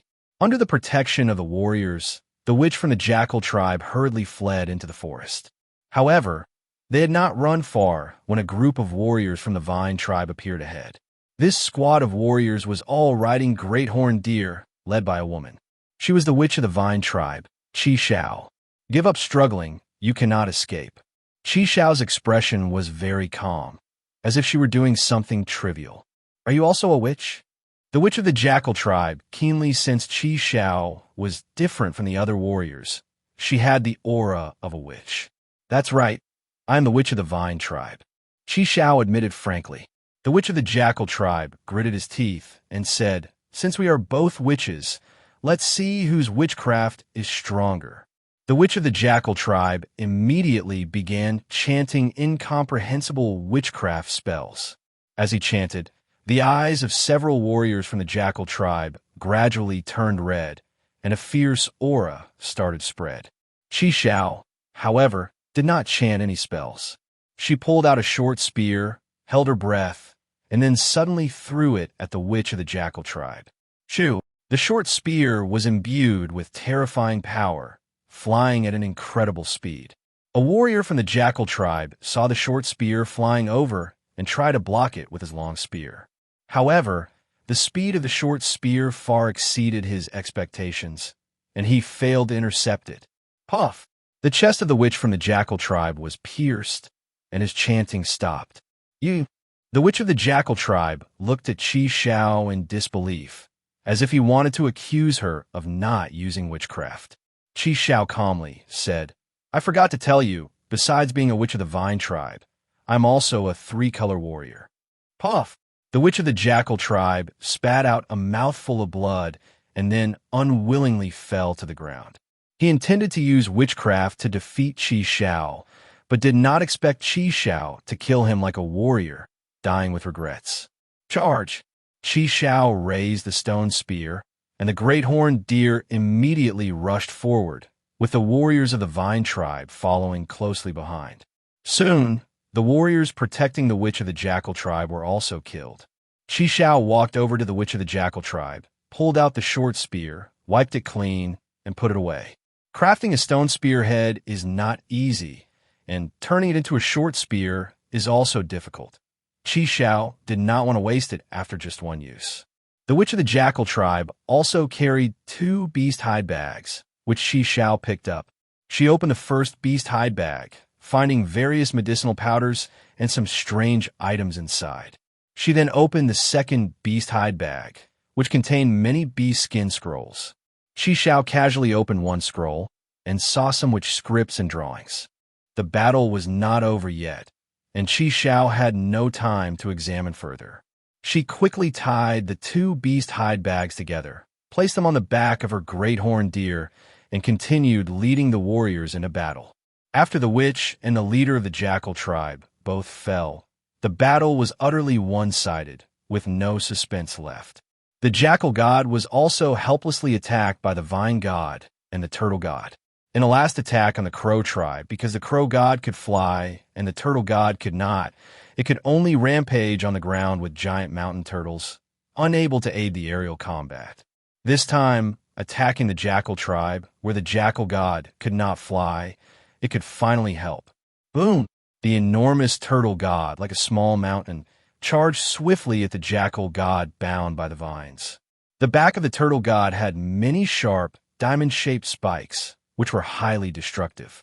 Oh, the jackal god tried to run but couldn't, being directly knocked back, with several bloody holes appearing on its body, all pierced by the turtle god's diamond-shaped spikes. Whoosh, whoosh, whoosh. After the jackal god fell, and before it could escape, countless vines wrapped around, tying it tightly. Boom, boom, boom. The turtle god charged again, but this time extended its neck, opened its huge mouth, and bit fiercely at the jackal god's neck. The jackal god's eyes bulged, struggling desperately, but bound by the divine vine, it couldn't break free. Crunch! The jackal god's neck was bitten off by the turtle god, blood gushing out. Sizzle, sizzle, sizzle. This blood was not wasted, as the divine vine rapidly absorbed it. The turtle god also came over and took great gulps of the spurting blood. Although the head of the jackal god was severed, as a deity, it wasn't entirely dead, watching helplessly as its blood was drained, an unbearable agony. After the blood was nearly drained, a terrifying vine straightened, like a sharp, long spear, piercing the jackal god's forehead. With this blow, the jackal god's eyes froze, its tongue hung out, completely dead. After killing the jackal god, the turtle god began to handle the corpse. It extended a large claw, placing it on the jackal god's corpse, then looked at the vine god as if seeking its opinion. The vine god emitted green light, using vines to roll away the jackal god's head, but leaving the headless corpse untouched. The turtle god rejoiced, instantly using its 2 claws to hold the headless corpse, opening its mouth wide and tearing into it. In the last clash with the Crow tribe, the Crow god was beaten directly by the Vine god and taken away, leaving nothing for the Turtle god. Chapter 213, Jackal Tribe Annihilation 2. This time, the Turtle god contributed by killing the Jackal god and gained quite a few benefits. Of course, the biggest benefit was the Jackal head, because it contained the divine soul of the Jackal god. But the Turtle god didn't dare to compete for it, as obtaining a headless divine corpse already satisfied it greatly. After all, the power of the divine vine was terrifying, and the Turtle god had no confidence in front of it. The Jackal god was dead, and the leaders, and the more powerful warriors of the Jackal tribe were all dead too. The Jackal tribe was exterminated, completely becoming history. This battle wasn't like the one against the Crow tribe where everyone was killed. 1/5 of the Jackal tribe people saw the situation was hopeless, and under Jiang Xuan's call, they all laid down their weapons, no longer resisting stubbornly. All these people who laid down their weapons were gathered together, tied with grass ropes or vine ropes collected from the Jackal tribe to ensure they wouldn't escape. Boom! Tang Yuan landed on the ground and disdainfully tossed the broken corpse of the Jackal tribe's leader aside. Jiang Xuan didn't allow Tang Yuan to eat people, so Tang Yuan had never eaten human flesh. Ha ha, Leader Xuan, we won a great victory. Shan Jia, carrying a thick turtle shell, came up to Jiang Xuan, smiling so much that his small eyes were nearly invisible. This time, with the smooth extermination of the Jackal tribe, according to the pre-battle agreement, the Mountain Turtle tribe would receive half of the food and resources. This was extremely important for them. With these resources, the Mountain Turtle tribe could smoothly get through the spring famine and even have the confidence to increase their population to strengthen the tribe. Even the Turtle god could significantly enhance its power after obtaining the divine corpse. Such a joyful occasion. How could Shan Jia not be happy? Jiang Xuan laughed. Thanks to leader Shan Jia for leading those giant mountain turtles bravely in battle. Otherwise, how could we have one so quickly? Ha! Our Mountain Turtle tribe warriors have always been brave and skilled in battle. Shan Jia wasn't stupid. He naturally knew Jiang Xuan's words were just pleasantries. But he had to admit, they sounded pleasant, so much so that he dared to brag about the bravery and combat skills of his tribe. Jiang Xuan didn't expose him and even smiled and flattered him a bit more to lay the groundwork for future collaboration. Next, the warriors of the two tribes were busy gathering all the resources from the Jackal tribe, including those tall jackals, which were part of the food. After collecting the resources, the two tribes began dividing the spoils. Lacking a unified measurement system, the division of items relied solely on judgment. Under the supervision of Jiang Xuan and Shan Jia, they roughly split the spoils into two halves, then each tribe's warriors packed them up and took them away. Finally, there were about 500 people from the Jackal tribe remaining. Leader Shan Jia, do you want to take away half of these people with your Mountain Turtle tribe? Facing Jiang Xuan's inquiry, Shan Jia shook his head like a rattle. Leader Xuan, our Mountain Turtle tribe can't afford to feed so many people. You take them all. In fact, these prisoners harbored resentment and were prone to cause trouble, thus difficult to handle. Unless they were treated as slaves, strictly controlled, and their labor exploited. But small tribes like the Mountain Turtle tribe were perennially short on food. How could they have the resources to keep slaves? In fact, besides a few large tribes, other tribes didn't have the capacity to maintain slaves. Hence, in every tribal battle, it's always kills when possible, and when not, let them fend for themselves in the forest as wanderers. Shan Jia would rather recruit some wanderers than take these prisoners, as wanderers didn't harbor hatred towards the Mountain Turtle tribe and integrated more easily. Since leader Shan Jia doesn't want them, I'll take them all back. Jiang Xuan originally intended to increase his tribe's workforce, so he didn't mind these prisoners and didn't fear them causing trouble. Shan Jia looked at the sky and said, Leader Xuan, it's getting late. We're heading back. Next time when you come to the Mountain Turtle tribe, I'll treat you to mushroom roasted meat. All right, we're going back too. Shan Jia climbed onto a giant mountain turtle's back, waved his hand, and shouted, Let's go. Numerous giant mountain turtles, loaded with the distributed spoils, slowly moved towards the mountain turtle tribe's direction. The totem god of the mountain turtle tribe, along with the warriors, set off on their return journey. Jiang Xuan watched the mountain turtle tribe depart, then turned back to the vine tribe warriors and said, "Take all the spoils and these captives back to the tribe." The vine tribe warriors started to act with some responsible for transporting the spoils and others for escorting the captives, working in clear division. The divine vine glowed, moving slowly above the crowd. With the protection of the divine vine, they could smoothly return to the tribe. "Let go of me. I want to see your leader." Feng Chao, also bound and treated as a captive, shouted while struggling as the group set off. The nearby vine tribe warrior glared angrily. "The leader is not someone you can meet just because you want to. Behave, or you'll be killed." At that moment, Jiang Xuan was riding Tang Yuan patrolling the team. Hearing the noise, he immediately commanded Tang Yuan to fly over. "What's going on?" Tang Yuan landed, and Jiang Xuan walked to Feng Chao's side. The vine tribe warrior beside said, "Leader, this woman is shouting to see you." Jiang Xuan looked at Feng Chao and asked, "I am the leader of the vine tribe, Xuan. Why do you want to see me?" Feng Chao, seeing Jiang Xuan, said excitedly, "You killed the jackal tribe's leader. I want to repay you." Jiang Xuan asked in surprise, "You have a grudge against the jackal tribe's leader?" "That's right. He killed my tribe and had me bound here, tortured me. I hate him to the point of wanting to devour him alive." "So, you're not from the jackal tribe?" Jiang Xuan told a nearby vine tribe warrior, "Untie her." "Yes." The vine tribe warrior untied the rope from Feng Chao's hands but remained alert, preventing her from doing anything harmful to Jiang Xuan. However, once Feng Chao was untied, she knelt before Jiang Xuan with a thump. "Leader Xuan, from today onward, my life belongs to you. Why are you doing this? Get up." Jiang Xuan helped Feng Chao up. It was his first time encountering such a situation and didn't know how to handle it. After thinking, Jiang Xuan said, "I guess you have nowhere to go, so just come back with us to the vine tribe. I will go wherever Leader Xuan wants me to go." Feng Chao's gaze at Jiang Xuan was exceptionally sincere. Jiang Xuan felt a headache coming on. He waved his hand, letting the team continue forward, deciding to discuss further once back at the tribe.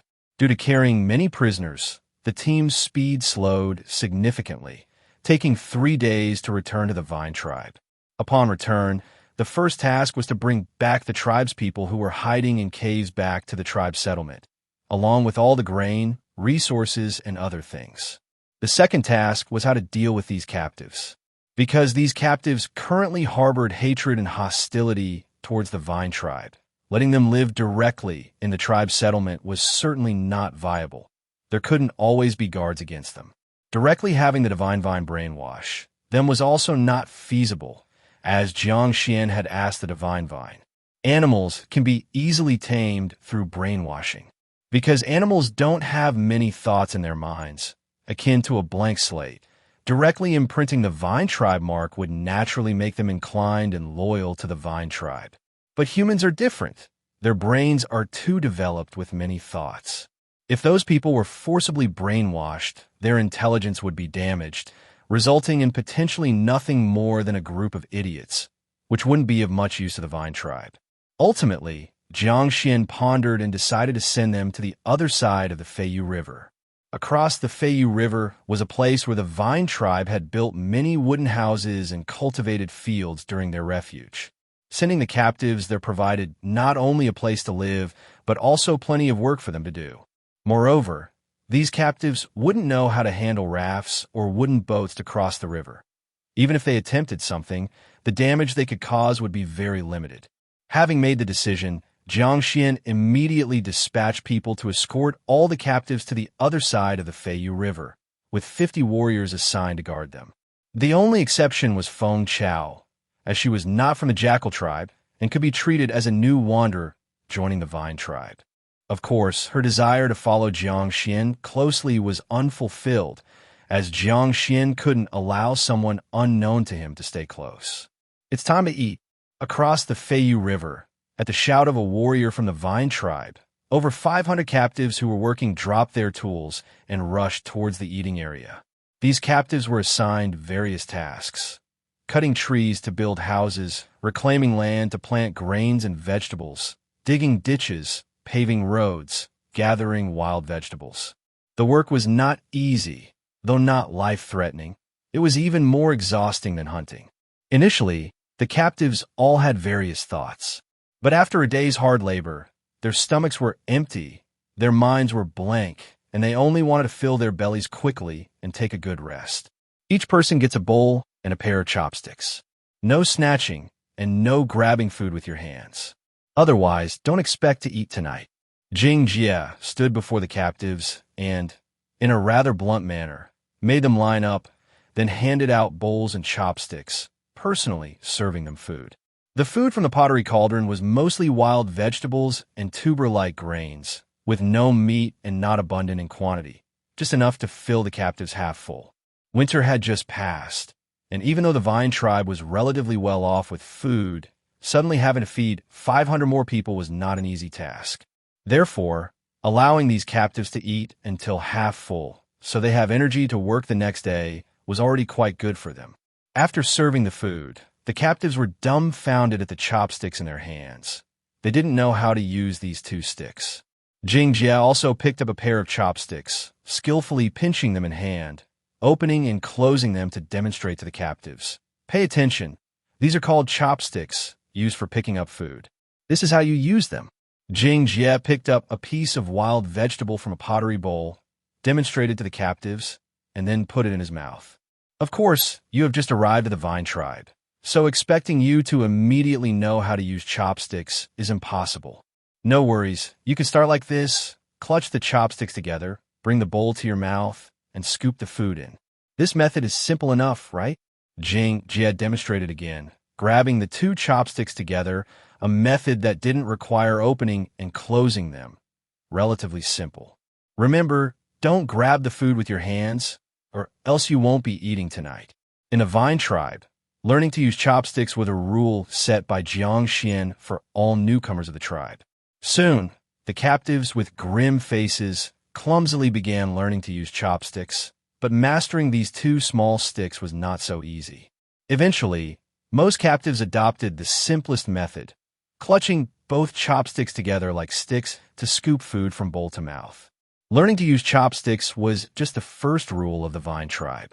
There were other rules like not defecating anywhere, frequent hand washing, taking baths often, and drinking boiled water, all of which these captives had to adapt to and strictly abide by. Once they were accustomed to these rules, they naturally carried the mark of the Vine tribe, making a clear distinction from people of other tribes.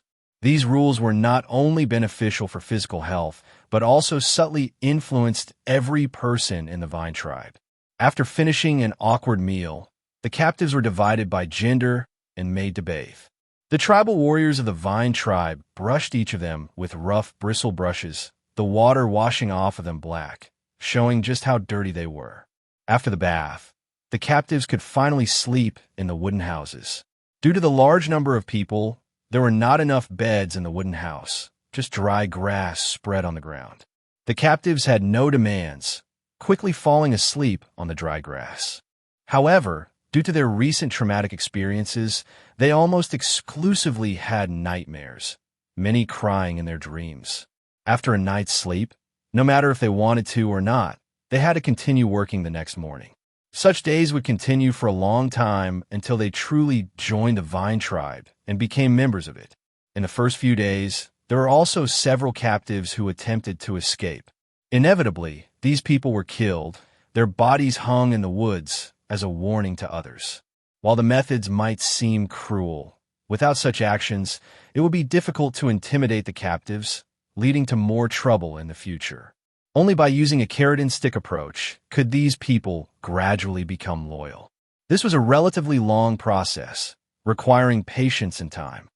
On January 20th, the 4th year of the Vine tribe establishment, the weather was gradually warming, and the Vine tribe embarked on the vigorous spring plowing. Jiang Xuan sought out the elder of Blackstone to ask if he could create a stone plowshare. The plow looks roughly like this, look. Jiang Xuan unfolded a bee-skin scroll, which depicted the simplest curved plow. The wooden parts of the curved plow were quite simple. As long as suitable timber was found, it could be crafted with existing techniques, albeit more intricate and time-consuming. However, the plowshare was the most crucial part. Without doing it well, the curved plow would not work. The elder of Blackstone examined the overall structure of the curved plow carefully, focusing on the plowshare for a long time. I can make it, but since it is curved, it will take considerable time. The curved nature of the curved plow's plowshare made it more challenging to craft than a straight one. If not for the elder of Blackstone's proficient stone tool-making skills, he would not dare take on such work. Chapter 215. Vine Tribe can't be that strong too. It's alright if it takes long, no rush.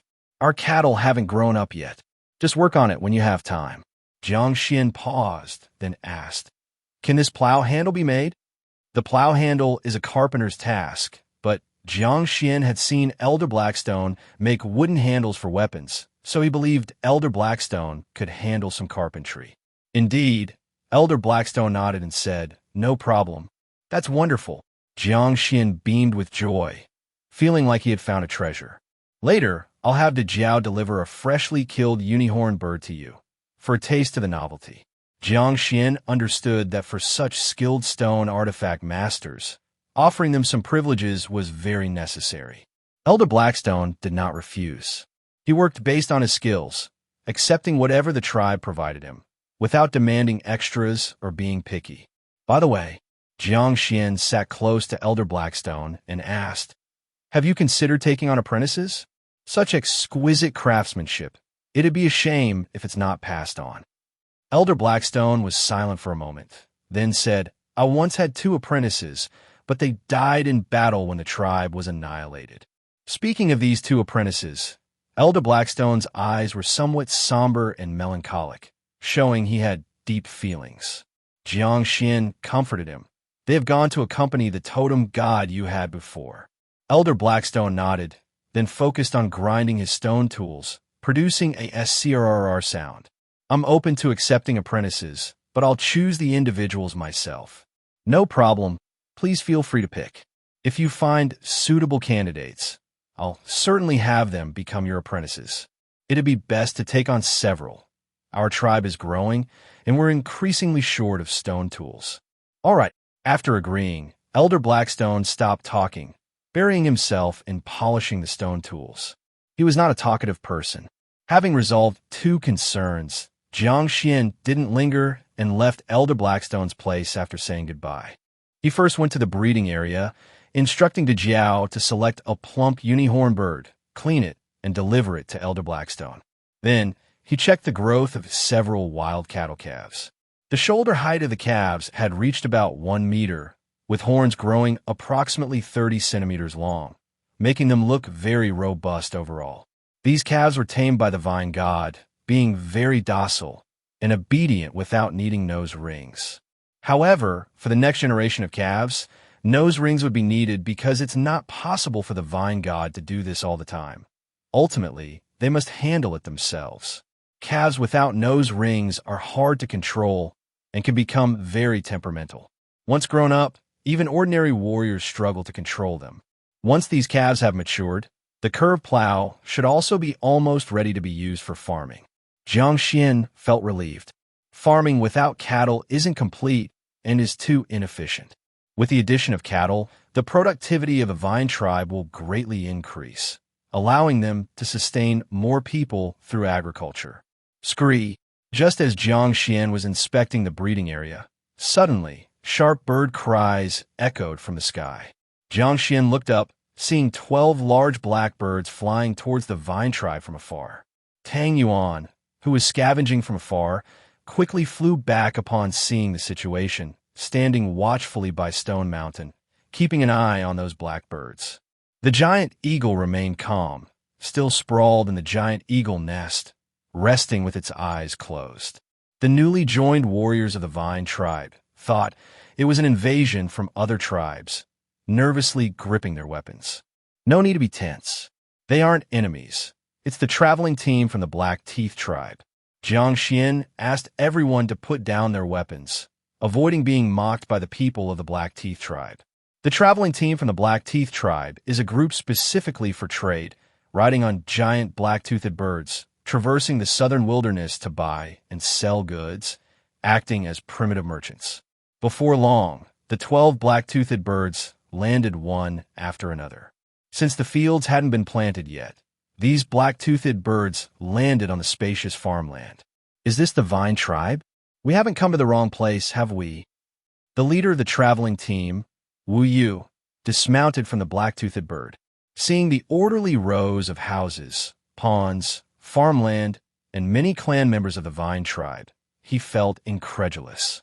He opened a bee skin scroll, which had some lines and various totem patterns from different tribes. The Vine tribe's totem pattern was drawn on it, albeit in a relatively smaller size. This bee skin scroll is the Black Teeth tribe's most primitive map. Of course, this map does not show any mountains, rivers, or lakes. It simply uses lines to connect the tribes on the ground, distinguishing them with totem patterns. The Black Teeth tribe visited in the spring of the Vine tribe's second year, and now it is the fourth spring, so only 2 years have passed. In Wu Yu's impression, the Vine tribe was a very small tribe with only over 100 members and not many houses. If it were any other tribe, regardless of whether 2 years or more passed, there wouldn't be much change. However, the Vine tribe has grown several times larger, which is indeed shocking. Leader Wu Yu, long time no see, Jiang Xuan, accompanied by some warriors from the Vine tribe, walked confidently to Wu Yu. You're the leader of the Vine tribe? That's right, I'm the leader of the Vine tribe, Xian. Seeing Jiang Xuan, Wu Yu had an expression as if he had seen a ghost. 2 years since last seen, Jiang Xuan had grown taller and more robust, and most striking were the 4 warrior patterns on his face. Wu Yu had a strong impression of the Vine tribe because this small tribe was where he managed to sell 2 pieces of spider silk clothing. If his memory served correctly, Jiang Xuan was only a 2-color warrior 2 years ago. Now, Wu Yu was still a 3-color warrior, yet Jiang Xuan had become a 4-color warrior, which Wu Yu found unacceptable. He knew very well that despite riding the black-toothed birds every day for trading and consuming numerous exotic fruits, his strength barely improved. A young man from a small tribe. Why should he be stronger than him? Wu Yu felt his mindset collapsing. Wu Yu couldn't help but ask, Leader Xian, your Vine tribe seems to have changed quite a bit. Jiang Xuan replied casually, For the past 2 years, other tribes have frequently tried to invade us, so we had to fight back, never expecting to win each time. Wu Yu knew things couldn't be so simple. Since this pertained to the Vine tribe's secret, he wisely refrained from asking more. As a primitive merchant, he had learned not to ask unnecessary questions, minimizing trouble. Leader Wu Yu must have brought many goods this time. Come, let's rest in my yard first. Jiang Xuan warmly invited Wu Yu to his courtyard, as the Vine tribe currently lacked dedicated accommodations for visitors from other tribes. Upon entering the bamboo forest, Wu Yu first glanced upwards at the divine vine on Stone Mountain. Perhaps it was an illusion, but looking at the divine vine gave him a sense of unease and a terrifying feeling he couldn't quite describe. This vine had become even more formidable. This was Wu Yu's instinct. He dared not continue observing, obediently following Jiang Xuan. Once inside Jiang Xuan's yard, Wu Yu spotted a purple bird of prey crouching in the tall bamboo shed, watching them vigilantly. Due to Tang Yuan's growing size, the bamboo shed had been remodeled several times, growing taller each time, and Jiang Xuan's yard had been expanded several times as well. Wu Yu stared at Tang Yuan for quite a while, exclaiming in surprise, Is this the rare purple snake eagle? Jiang Xuan asked. Leader Wu Yu, have you come across this bird before? Jiang Xuan had long been puzzled about what kind of bird of prey Tang Yuan belonged to. If Wu Yu could enlighten him, it would be great. I've seen snake eagles of other colors that look similar, but this one, with fully purple feathers, I'm seeing for the first time. However, I've heard an elder in my tribe say that there exists a purple snake eagle, larger and fiercer than ordinary snake eagles, yet never seen. Unexpectedly, I've seen one here in your Vine tribe today. Wu Yu expressed his amazement, feeling a small vine tribe had given him many surprises. Jiang Xuan suddenly understood why Tang Yuan had been adept at catching snakes and enjoyed eating them since childhood. It was in its nature. Wu Yu asked, "Leader Xian, where did this purple snake eagle come from? If there were other purple snake eagle chicks, I would exchange precious items." Jiang Xuan said, "I stumbled upon it while hunting. I haven't found any other chicks." "That's truly unfortunate." Wu Yu expressed deep regret. If more chicks could be found, selling them to large tribes would exchange for many valuable goods and earn high profits. Chapter 216, New Staple Food. Jiang Xuan and Wu Yu entered the bamboo house and sat down by the hearth. In Jiang Xuan's bamboo house, there were some tree stumps which served as tables and stools and were very large. Wu Yu, like Jiang Xuan, sat on a tree stump stool padded with beast hide, feeling a bit unnatural. Most tribe members were still living without tables and stools. They would put something on the ground and then sit cross-legged. Only the witch of the tribe was different. Because witches needed to write and draw, lying on the ground wasn't very convenient, so they were accustomed to using a tree stump or a reasonably flat piece of wood as a table. However, Jiang Xuan's house had a set of tables and stools, which was very unique and unlike any other tribe. "Come, Chief Wu Yu, have some dried fruits first." Jiang Xuan took out some roasted wild dry fruits and placed them on the table. These dried fruits were seeds of various wild fruits, roasted so you could peel and eat them, and they tasted quite good. Wu Yu studied Jiang Xuan's house, his gaze lingering on the pottery cauldron and various ceramic wares with carved patterns. He said with a hint of surprise, "Chief Xian, the pottery made by your vine tribe is looking prettier and prettier." "Haha, our tribe members, when they're free, love to mess around with these things. Do it often enough, and naturally, they gain experience and make them look good." Wu Yu complimented once again. The two of them ate some dried fruits, then some cooked meat, and then they got to the main topic. "Chief Wu Yu, did you bring any good items this time?" Mentioning the goods, Wu Yu's face instantly brimmed with confidence. "Of course, our Black Teeth tribe has plenty of good stuff. Did you bring seeds like the red crystal rice ones?" Jiang Xuan was most interested in seeds, and he knew that only teams like the Black Teeth tribe's traveling crew, which flew around all the time, could collect seeds from various places. "Indeed, we did," Wu Yu said. "This time we brought some excellent seeds." In fact, the Black Teeth tribe's traveling crew didn't have much interest in seeds before because few tribes needed them. Merchants chase profits, and primitive merchants are no different. They don't bring items nobody wants. But since Jiang Xuan traded red crystal rice with them, Wu Yu would collect some when he encountered good seeds, though not in large quantities. When he came across tribes with a foundation for planting or large tribes, Wu Yu would also try to sell the seeds he collected and sometimes manage to sell some. "Let me take a look." "No need. I'll have the warriors bring them here." Wu Yu had great potential as a merchant. He even had the foresight for service awareness. It's important to know that other tribes, during trading, still had a mindset of take it or leave it. If you don't trade, I'll just take it by force. Jiang Xuan internally exclaimed, "A talent indeed." If he didn't know the Black Teeth tribe was large and wealthy, Jiang Xuan would even want to recruit Wu Yu. Unfortunately, in this world, because of the presence of the totem god, people in tribes generally have firm beliefs. Unless the tribe is destroyed or due to some extreme reasons, they usually don't change their beliefs or join other tribes. Soon, the warriors from the Black Teeth tribe carried over 8 beast hide bags. These beast hide bags not only contained plant seeds, but also items they thought the vine tribe might like. These 8 beast hide bags lined up in Jiang Xuan's yard and were open to reveal their various contents. There were unknown seeds, spider silk clothing, salt, sugar, weapons, etc. Will you grab a handful of grain-like seeds from one of the beast hide bags? "Chief Xian, you'll definitely like these seeds. They're called bamboo wheat, and we traded them for a large tribe. They're very tasty when cooked." Jiang Xuan picked up a bamboo wheat seed. Although it was grain-sized, it was several times larger than a regular grain, with a green shell around it. Even in a dried state, it was still green. "Can I try one?" "Of course you can," Wu Yu generously allowed. Jiang Xuan peeled off the bamboo wheat shell and found that the inside was also emerald green, semi-translucent, somewhat reminiscent of rice. Jiang Xuan put the bamboo wheat into his mouth and bit down with a crunch, making a crisp sound, indicating these seeds were very dry with little moisture. Jiang Xuan chewed, and after a while, sensed a slight sweet taste. This indicated the seeds were rich in starch and could serve as a staple food. Jiang Xuan nodded and said, "Not bad." Wu Yu smiled and asked, "Chief Xuan, do you want to trade for these bamboo wheat seeds?" "Let's look at the others first."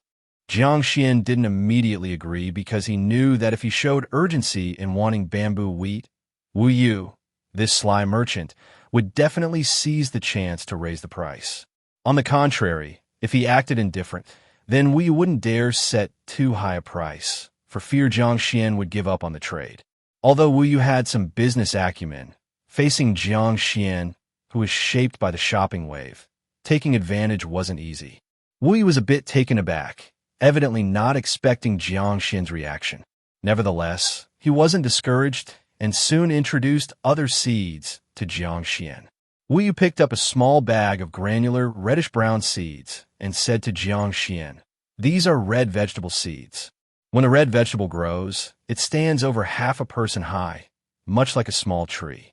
Its leaves, roots, stems, flowers, all can be eaten with a slightly sweet taste." Chapter 217, New Staple Food 2. Jiang Xuan looked at the seeds of the red vegetable, without making any comments about them, because until he saw the actual red vegetable, it was difficult for him to judge its value based on descriptions alone. Next, Wu Yu introduced a type of gourd to Jiang Xuan called the snake gourd, because it was long and curly, resembling a snake from a distance. Wu Yu brought 2 snake gourds, dried naturally after aging, containing a lot of seeds inside. This intrigued Jiang Xuan a lot, because of their large size, and according to Wu Yu, each plant could produce dozens with a very high yield. "Leader Xuan, what do you think? Bamboo wheat seeds, red vegetable seeds, and snake gourd seeds. Are you interested in trading?" Jiang Xuan pretended to think for a while, then said, "The seeds are indeed good, but we don't know whether they can grow in the vine tribe, and if they can flower and bear fruit after growing. Never mind, since Leader Wu Yu has come all this way, we can't let you go back empty-handed. We could trade these seeds for some beast teeth and hides, just as a trial." Being said so by Jiang Xuan, Wu Yu felt embarrassed to brag about how rare and precious the seeds were. In fact, most of the seeds were not valued by various tribes. Wu Yu had collected them without much cost, and many were even gifted after trades. So, when Jiang Xuan brought out some jackal hides and jackal fangs, Wu Yu raised the price symbolically, then smoothly completed the trade. Jiang Xuan was inwardly delighted. The red vegetable and snake gourd were nothing special. To the vine tribe, they were just 2 new vegetables. But the bamboo wheat was actual food. If cultivated well, it could become a staple grain for the vine tribe, solving more food problems. Of course, he still had to pretend indifference on the surface, casually tossing the seeds into the bamboo hut, then continued trading other goods with the Blackteeth tribe. Salt, weapons, and such didn't interest Jiang Xuan much, but his real desire was for the spider silk clothing, a life-saving good that he wished every warrior in the vine tribe could have a set of. However, while seeds traded easily, the spider silk clothing was hard to exchange, as the Blackteeth tribe knew its value well, preferring no trade over lowering the price. "Leader Xuan, if you want to trade for the spider silk clothing, your vine tribe needs to bring out some truly good stuff like beast teeth and bones of wild beast grade, or beast hide will do." Wu Yu glanced towards where the old witch lived, indicating he wanted Jiang Xuan to fetch something good from the old, which to trade for the spider silk clothing. But Jiang Xuan was unwilling to do this. The vine tribe had already gained much from the old witch, and couldn't treat her like a sheep to keep shearing indefinitely. Jiang Xuan contemplated for a while and said, "We don't have wild beast-grade beast teeth and bones, but we have other good things in the vine tribe. Leader Wu Yu, please wait." Jiang Xuan went into the bamboo hut and took out 2 thick candles made of insect wax from a beast hide bag. Such candles were scarce in the vine tribe because last year's yield of insect wax wasn't very high. If not for the trade for spider silk clothing, Jiang Xuan would never bring out these insect wax candles.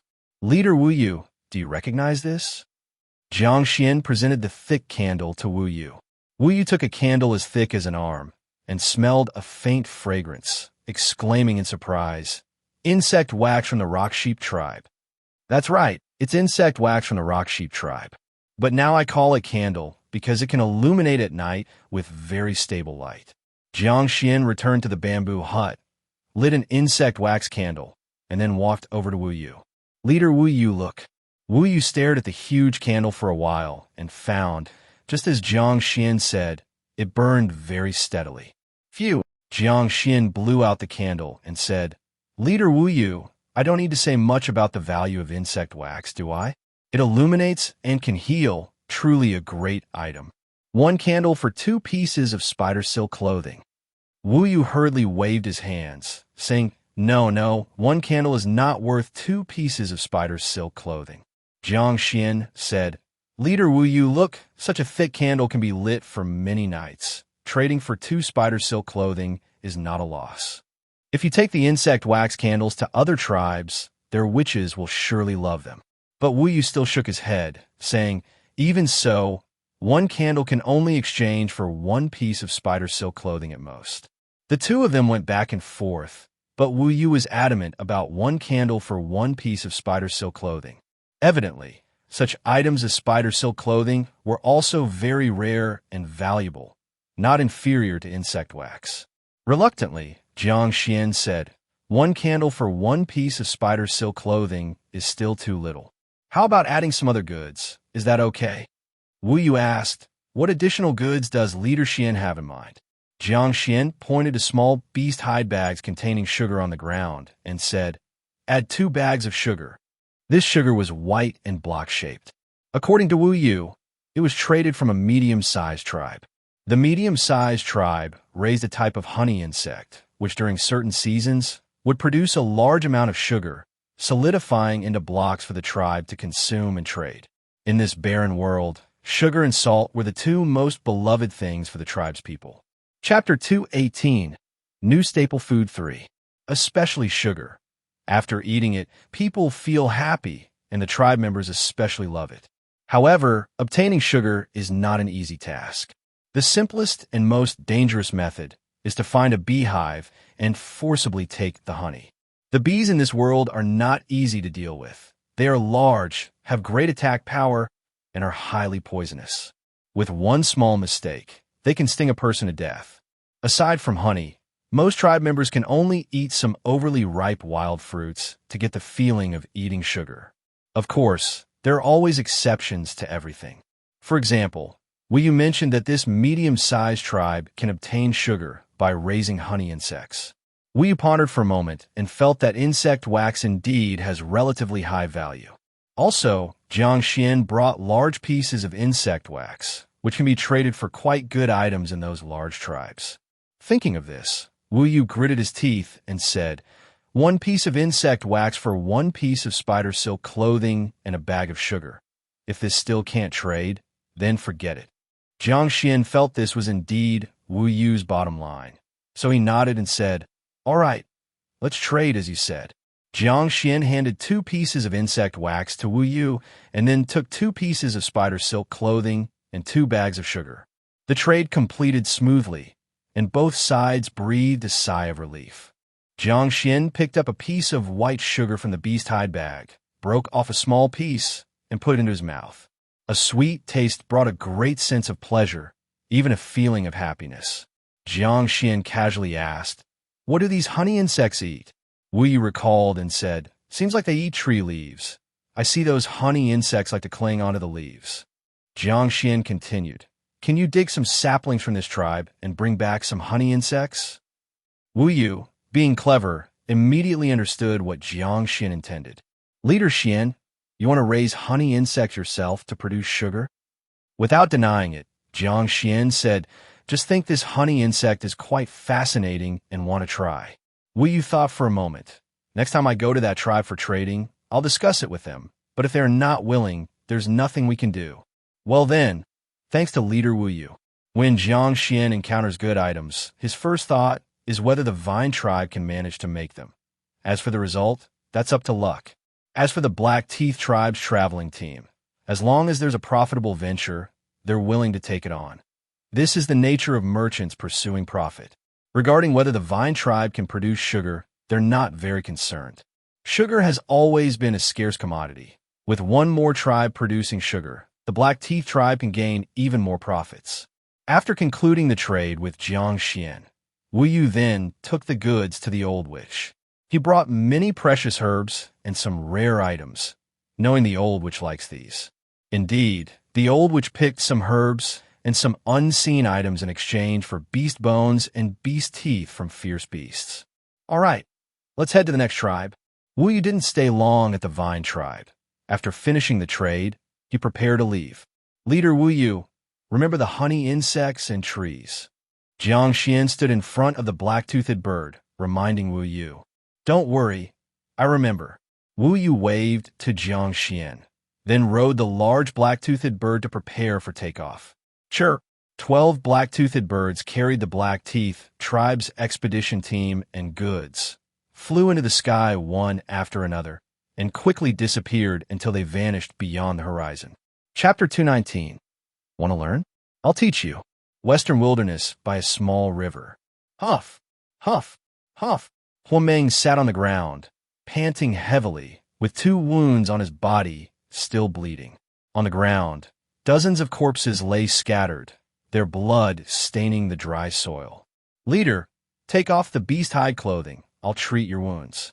The Witch of the Frog tribe crouched beside Huameng, helping him to remove his beast hide clothing, then sprinkled some gray medicinal powder on the wounds.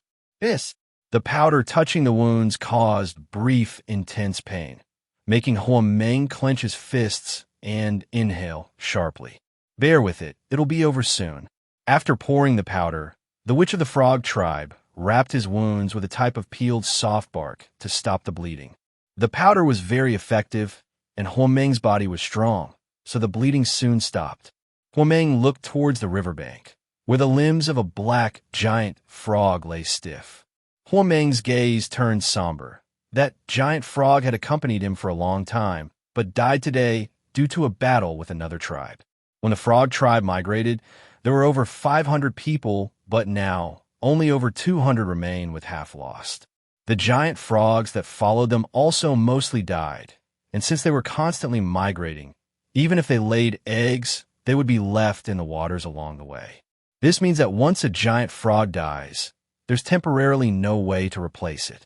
Leader, should we continue migrating? The voice of the Witch of the Frog tribe was very low. After all, he was aged and exhausted after a year of migration. He even pessimistically thought that he might not live to see the tribe settle down and, like other tribal members, die on the path. Migrate. Huameng's voice, though weary, remained firm and even stubborn. The Witch of the Frog tribe lowered his head, not wanting to continue further. He felt the current environment was decent, and settling down might be a better choice than migrating. But he couldn't argue with Huameng, because the warriors of the Frog tribe obeyed Huameng. At this moment, a cool breeze blew through. Huameng said, "Witch, hold on a little longer. We're nearing the southern wilderness." The further south they went, the colder the temperature, the more rivers and lakes, and the forest grew denser, with several rains encountered. Huameng even captured several wanderers who, although hadn't been to the southern wilderness, had heard stories about it. All this indicated they were drawing closer to the southern wilderness. Reaching the southern wilderness and finding a place rich in water sources to settle, allowing the giant frogs to repopulate and strengthen the frog tribe, was Huameng's belief that carried him to this day. The Witch of the Frog tribe said nothing. Such conversations had been repeated countless times on the road, and Huameng had never wavered. The witch silently treated other warriors, as that was all he could do now. After treating all the wounded, Huameng and his people threw the fallen frog tribe warriors and giant frogs into the river, where the witch recited a blessing spell, hoping their souls would fly to the frog god. This was the most traditional water burial of the frog tribe.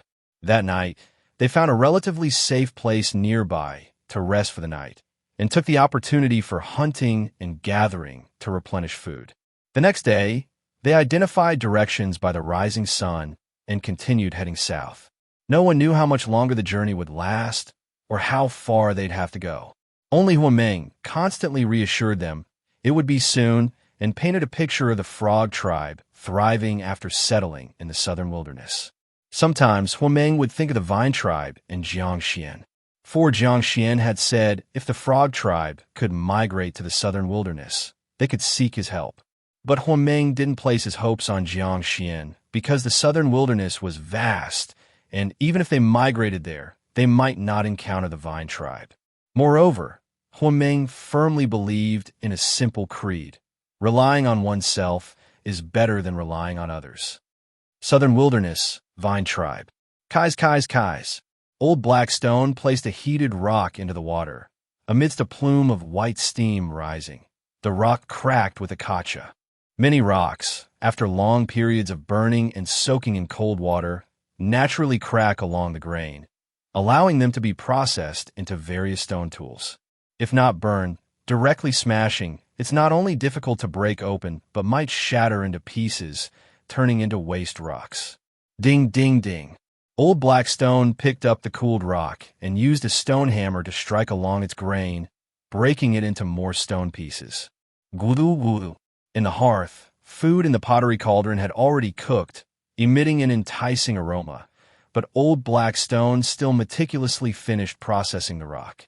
Once he had turned the stone entirely into fragments, he finally straightened up and inserted a wooden stick through the ears of the three-legged pottery cauldron, lifting it aside with one hand on each end. The pottery cauldron was heated, preventing it from cooling quickly, and the food inside continued to simmer.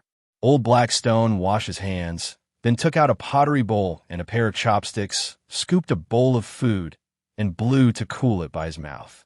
At this moment, he noticed a 12 or 13-year-old boy pacing at the doorway, continually gazing inside. Old Blackstone said, "If you want to watch, come in." The boy smiled at the invitation and gathered his courage, walking into the room to see the variety of stones on the floor and the half-finished or completed stone tools, his eyes sparkling. Huff! The elder of Blackstone blew on the food in the bowl, then took a sip of the soup and asked, "Do you like stone tools?" "I like them." The young boy eagerly nodded his head. "Have you ever made stone tools?"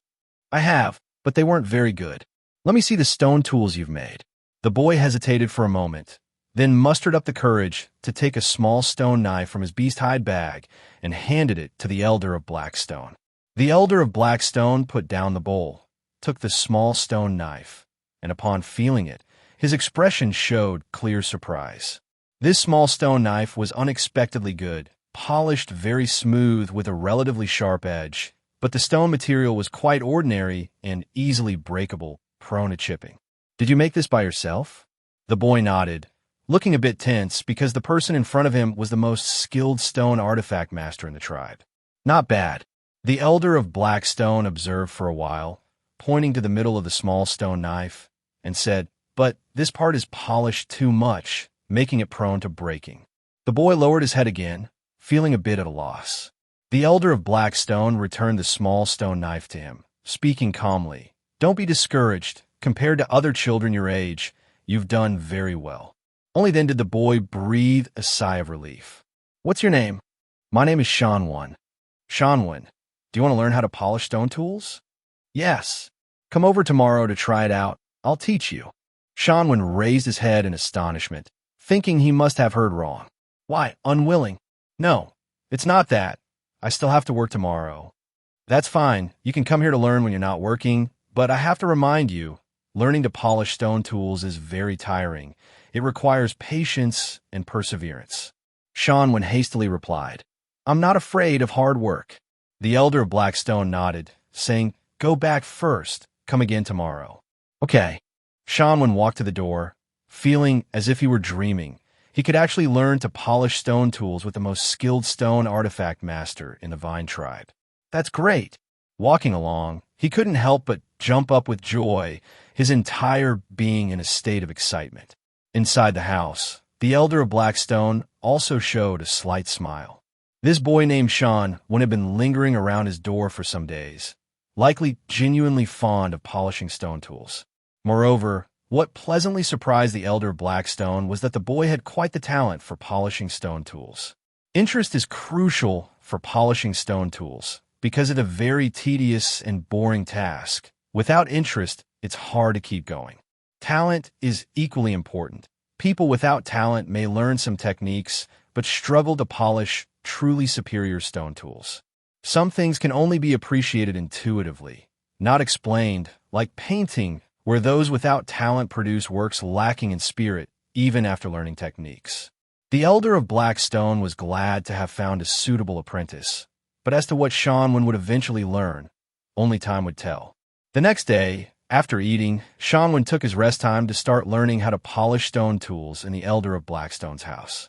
He was part of the breeding team, usually taking care of the livestock, doing tasks like cleaning pens and feeding fodder.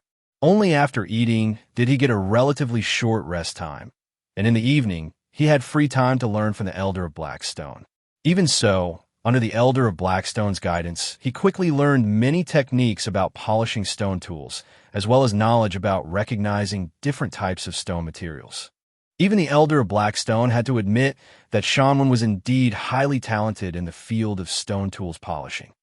Day after day passed, and the temperature in the southern wilderness rose higher and higher, with the cold winter completely over.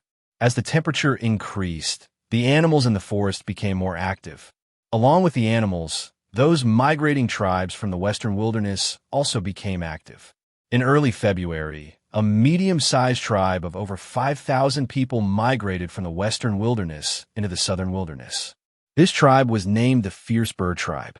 Fierce birds were predatory birds unable to fly. They looked extremely robust, standing at about 2 meters, and had long legs capable of carrying a person to run swiftly through the forest.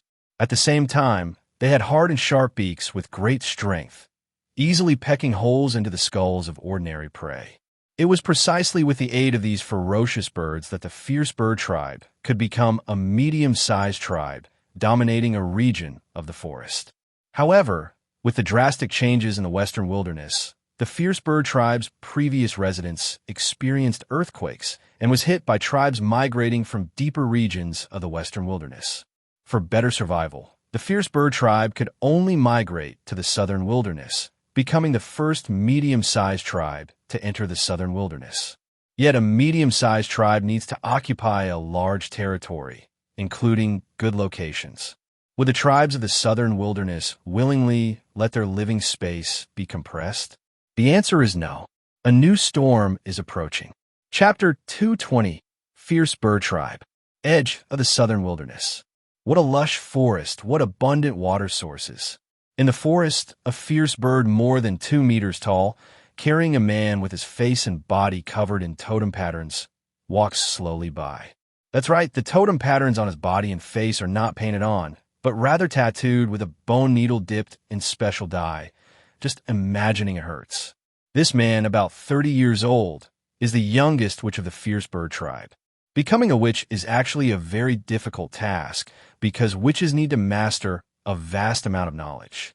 Typically, it takes a tribesperson decades from learning various knowledge to truly becoming a witch. For this reason, most of the witches in the tribes are quite old. However, there are exceptions to everything. If a tribe's witch meets with an accident, or if a witch's successor is extraordinarily gifted and learns all they should be in advance, young people can also become witches. The young witch of the Fierce Bird Tribe belongs to the category of extraordinarily gifted individuals. The old witch hadn't died yet, but voluntarily gave up the position to him. The reason the Fierce Bird Tribe became the first to migrate to the southern wilderness. This young witch played a significant role. He was more confident and decisive than the old witch. When he determined that the Fierce Bird Tribe's survival environment would continue to deteriorate if they remained there, he began to persuade the old witch and totem god of the Fierce Bird Tribe, convincing them to relocate the tribe to the southern wilderness.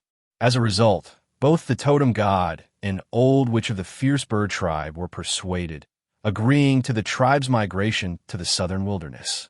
Both the totem god and old witch agreed, leaving no room for opposition from anyone else, which was the cleverness of the new witch.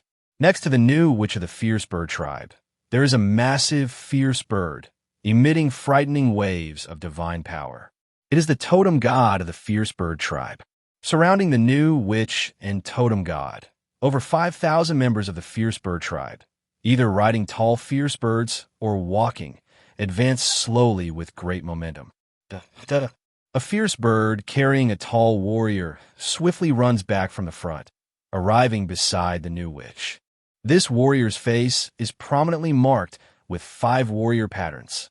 This is a formidable 5-color warrior, and also the leader of the fierce bird tribe, which a flat forest has been found ahead. Let's check it out. The fierce bird tribe has been migrating for a long time, and since reaching the dense forests and abundant water sources of the southern wilderness, it's time to find a place to settle down. Upon entering the southern wilderness, they have been searching for suitable places to live. But such a large tribe can't just settle down anywhere. They need spacious living areas, water sources, hunting grounds, and even areas for planting and farming. As a medium-sized tribe with over 5,000 people, it's hard to sustain so many solely through hunting. Thus, medium-sized and large tribes all engage in agriculture and farming. In agriculture, most tribes remain at the slash-and-burn stage, with meager yields slightly better than gathering. But in farming, these medium-sized and large tribes have accumulated a lot of experience, yielding much more than planting. Due to this, finding a suitable living area as a medium-sized tribe is definitely not easy. The fierce bird tribe witch and leader reached the forest ahead. This forest was very dense and spacious, and various animals fled upon seeing the large number of fierce birds. Moreover, a small river runs through this forest, making water sources essentially worry-free. The young witch rode a fierce bird and, accompanied by the leader, circled the forest, frowning and said, "The environment is nice, but the flat land is a bit small, suited only for small tribes. Then, let's look elsewhere." The leader was a bit disappointed. He thought this place was already quite good, but when the witch said no, there's nothing he can do. In fact, after migrating for so long and traveling such long distances, the members of the fierce bird tribe are exhausted and urgently want to find a place to settle down, instead of anxiously traveling every day. Continue forward. The leader rode a fierce bird, circling the massive team and shouting as he ran. Those members of the fierce bird tribe, who thought they could finally rest, had to drag their weary bodies onward, harboring complaints in their hearts but not daring to voice them. After walking several days in this manner, they circled near the Great Swamp. But they took a different route than the Jackal tribe and Crow tribe, arriving at the other side of the Great Swamp, and chose a large area of relatively flat forest. Although this forest lacks rivers, there are 5 or 6 streams flowing into the Great Swamp, making water sources very abundant. The witch and leader of the fierce bird tribe spent half a day exploring this forest on fierce birds, even inspecting the vast waters of the Great Swamp. This time, the fierce bird tribe, which was finally satisfied. This is a very good living area. In the future, this will be our fierce bird tribe's new territory. The leader, hearing the witch's words, finally breathed a sigh of relief. He really didn't want to keep moving, and the tribe members were already exhausted. Finally, they can settle down. The leader rode a tall, fierce bird back and shouted to the tribe members. The witch has said from now on, "This will be our new territory." That's great. The members of the fierce bird tribe cheered, even jumping in place to express their joy. Chapter 221, Fierce Bird Tribe 2. Caw-caw. The massive fierce bird god stretched its neck, calling out twice toward the sky to declare its presence. Its voice was extremely loud, audible from far beyond this forest. Caw-caw-caw. All the fierce birds began to call out in unison, frightening the animals in this forest and even the neighboring forests, causing them to flee or hide. Afterward, the fierce bird god found a good spot in the middle of the forest and squatted down. From now on, this place would be its nesting ground, and it would also be the most sacred place for the fierce bird tribe. The leader of the fierce bird tribe began to assign tasks. He sent out half of the warriors to ride the fierce birds and hunt nearby, while the other half were responsible for woodcutting, building houses, and clearing potential dangers in the forest. The ordinary tribespeople were tasked with gathering wild vegetables nearby and catching insects to serve as food. The fierce bird tribe was fervently constructing their new settlement, but a small tribe to their southeast lost their peaceful life from that point on. This tribe was the beaver tribe. The living area chosen by the fierce bird tribe was only half a day's journey from the beaver tribe. The call of the fierce bird god naturally reached the sensitive ears of the beaver tribe's totem god. The large otter emerged from its deep underground burrow after hearing this sound, gazing in terror in the direction of the fierce bird tribe. Beaver god, what happened? The witch of the beaver tribe quickly came out of the nest-like house, anxiously asking the water otter god. The voice of the water otter god echoed in the witch's mind. I heard the terrifying bird calls. You must immediately send someone to investigate in that direction. The water otter god extended a sharp claw toward the direction of the fierce bird tribe. All right, I'll send someone right away. The witch of the beaver tribe dared not delay and immediately found the leader, instructing him to personally take people to gather information. Soon, the leader of the beaver tribe took 10 stronger warriors, riding a large water otter, and proceeded by water in that direction. A day later, the leader of the beaver tribe was hiding among the aquatic grass of the great swamp and saw the fierce bird tribe in the forest from a distance. Observing countless members of the fierce bird tribe and their ferocious large fierce birds. Could this be a medium-sized tribe? The leader of the beaver tribe was reluctant to believe this fact, so he observed the fierce bird tribe from various positions, even risking going ashore. The more he saw, the colder his heart felt because all signs indicated that this was indeed a medium-sized tribe. What kind of threat does a strange medium-sized tribe pose by migrating near the beaver tribe? The leader of the beaver tribe dared not think further. Ruffling his messy hair in distress, the leader of the beaver tribe said, "The days ahead might be hard to bear." One of the accompanying warriors asked, "Leader, what should we do now?" "What else can we do? We have to return." The leader of the beaver tribe reluctantly glanced at the fierce bird tribe, then led the warriors, riding the large water otter back along the waterway to the tribe. After the news reached the beaver tribe, the entire tribe was in a panic. From the totem god to ordinary tribespeople, all fell into a state of anxiety. They feared an attack from the fierce bird tribe and dreaded that their hunting ground would be entirely seized by the fierce bird tribe in the future. The timid water otter god even considered migrating the tribe to avoid this medium-sized tribe. However, it was reluctant to abandon the territory it had cultivated over many years, as well as the ice lotus. In immense conflict, the beaver tribe could only take one step at a time, preparing mentally for migration. Southern Wilderness, Vine Tribe. On the other side of the Fayou River, with the efforts of 500 captives, progress was visible almost daily. First, a large number of houses were built in neat rows.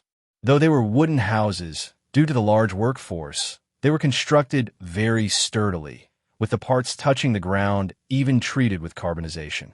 The so-called carbonization treatment involved charring the surface of the pillars to be buried underground, forming a layer of carbon. Charcoal is physically stable and resistant to corrosion, allowing these tree-made pillars to last longer instead of rotting in a year or two. Apart from the houses, large tracts of wasteland were opened up based on a mountain with rock caves for planting various grains and vegetables. With accumulated planting experience, after turning over the wasteland, the first layer of fertilizer was a large amount of plant ash, burning and then spreading the grasses and woods previously growing on the wasteland evenly into the soil. After spreading the plant ash, they began planting leafy wild vegetables, which were the easiest to grow and reproduce. These wild vegetables had short growth cycles and grew very quickly, allowing the newly opened wasteland to yield a harvest in a relatively short time. After continuously planting several crops of wild vegetables, the wasteland ceased to be wasteland and turned into farmland. Through repeated loosening of the soil, fertilization, watering, and planting, the soil gradually became fertile and genuine grain crops could be planted the following year. When the planting scale reaches a certain extent, livestock and poultry can be raised. It won't be long before the other side of the Feiyu River becomes the second settlement of the Vine tribe, as well as a crucial grain production area and breeding ground for them. Leader, you should appoint another warrior to be responsible for this place. I've been watching over these captives every day and have no time to build boats and catch fish. In the second settlement, Jiang Xuan pleaded with Jiang Xuan to replace him, looking distressed. He was the leader of the fishing team, but had not gone fishing for a long time since having to oversee the captives. He preferred fishing and building boats over watching captives. There are 50 warriors here, and you've been overseeing them for so long. Since you want to change, you have to recommend someone to me, right? Jiang Xuan could understand Jiang Xuan's feelings. The warriors of the tribe wanted to accomplish tasks, and standing around here watching captives was too boring. Jiang Xuan thought for a moment and said, I recommend Song Er. He's one of the best among the two-colored warriors, reliable and responsible, suitable to replace me. Then call him over. Okay. Jiang Xuan hurried to call for him, and shortly returned with a man in his 30s. This man wasn't particularly tall, but was very robust, with an honest face. Leader, this is Song Er. Greetings, leader. Song Er stood in front of Jiang Xuan. Jiang Xuan examined Song Er. He had some impression of this man, remembering his bravery and the many enemies he killed during the battle with the Jackal tribe. Song Er, Jiang Xuan wants to return to the fishing team, and he's recommended you to lead the warriors here and manage the captives. Are you willing? Upon hearing Jiang Xuan's words, Song Er looked somewhat dazed. He never expected to be greatly valued. He cast a grateful look at Jiang Xuan and then said to Jiang Xuan, If the leader trusts me, I'm willing to try. Good. From today on, I appoint you as the leader of Guard Team 2, to command all warriors here, manage these captives, and protect this piece of land for the tribe. Hearing Jiang Xuan's words, Song Er felt extremely excited to have become the leader. Thank you, leader. I will definitely protect this land well. Jiang Xuan smiled and nodded, then instructed Jiang Xuan to gather all the warriors to announce this appointment. Those warriors envied Song Er, but also respected him, as he was indeed the strongest among them. After the warriors dispersed, Jiang Xuan and Jiang Xuan continued to patrol the land, with Jiang Xuan feeling much more relaxed, even discussing boat building with Jiang Xuan. The fishing team currently only had one wooden boat. The others were bamboo rafts. After experiencing the advantages of wooden boats, Jiang Xuan had been contemplating building more and larger wooden boats, but never had the time. Now that things were resolved, he finally had time to build boats. To build bigger boats, merely hollowing out big trees isn't enough. We'll need to plane wooden planks and mortise them together, which is too fine a job for us to handle at the moment. If you want to try. As long as it doesn't delay the fishing, it's fine. Jiang Xuan understood Jiang Xuan's mindset. The tribe's warriors all wanted to work, and watching over captives was very boring to them. Jiang Xuan nodded. Thank you, leader. With this order, I'll feel at ease. Thank you. Run along and manage the place well. Jiang Xuan patted Jiang Xuan on the shoulder, expressing a message of encouragement. Jiang Xuan turned and left, heading to the riverside, taking out his raw materials and starting his work while humming a little tune. It had been a long time since he had the opportunity to craft boats. The sprawling trees around the great swamp cast mottled shadows on the ground. The warmth of the sun filtered through and danced upon the leaves, creating a mesmerizing pattern. The tribe was transforming this ancient land, breathing life into the soil with each trip of the seedling and tossing of ash. Soon, the seemingly barren earth would bloom under their labor, a testament to the tribe's endurance and ambition, sprouting hope and sustenance in the heart of the southern wilderness. However, at that moment, a sudden commotion erupted from the distant forest, as if some enormous beast was running at breakneck speed. A strange sense of panic seemed to be spreading in the air. The enormous bird god suddenly soared into the sky from the forest, its wings outstretched, looking around warily. A moment later, the fiery bird god looked up at the sky and cried out in astonishment. In the drifting white clouds, The night seemed to have shed a veil. The dazzling sunlight pierced through the gaps in the clouds, obscuring the view through the yellow sand whipped up by the fierce wind. The illusory being gradually approached, finally appearing in the sky above the head of the raptor god, in that place surrounded by raging winds. This was a gigantic raptor, its wingspan nearly 60 meters. Its pair of gleaming green eyes held a chilling hostility and scrutiny as it surveyed the earth, its gaze filled with disdain for the domain of the raptor god. The raptor roared, startling the surrounding birds of prey, who raised their heads and stared at the sky. Without any warning, the giant bird in the sky soared into the air, swooping down like an arrow towards the monstrous bird god.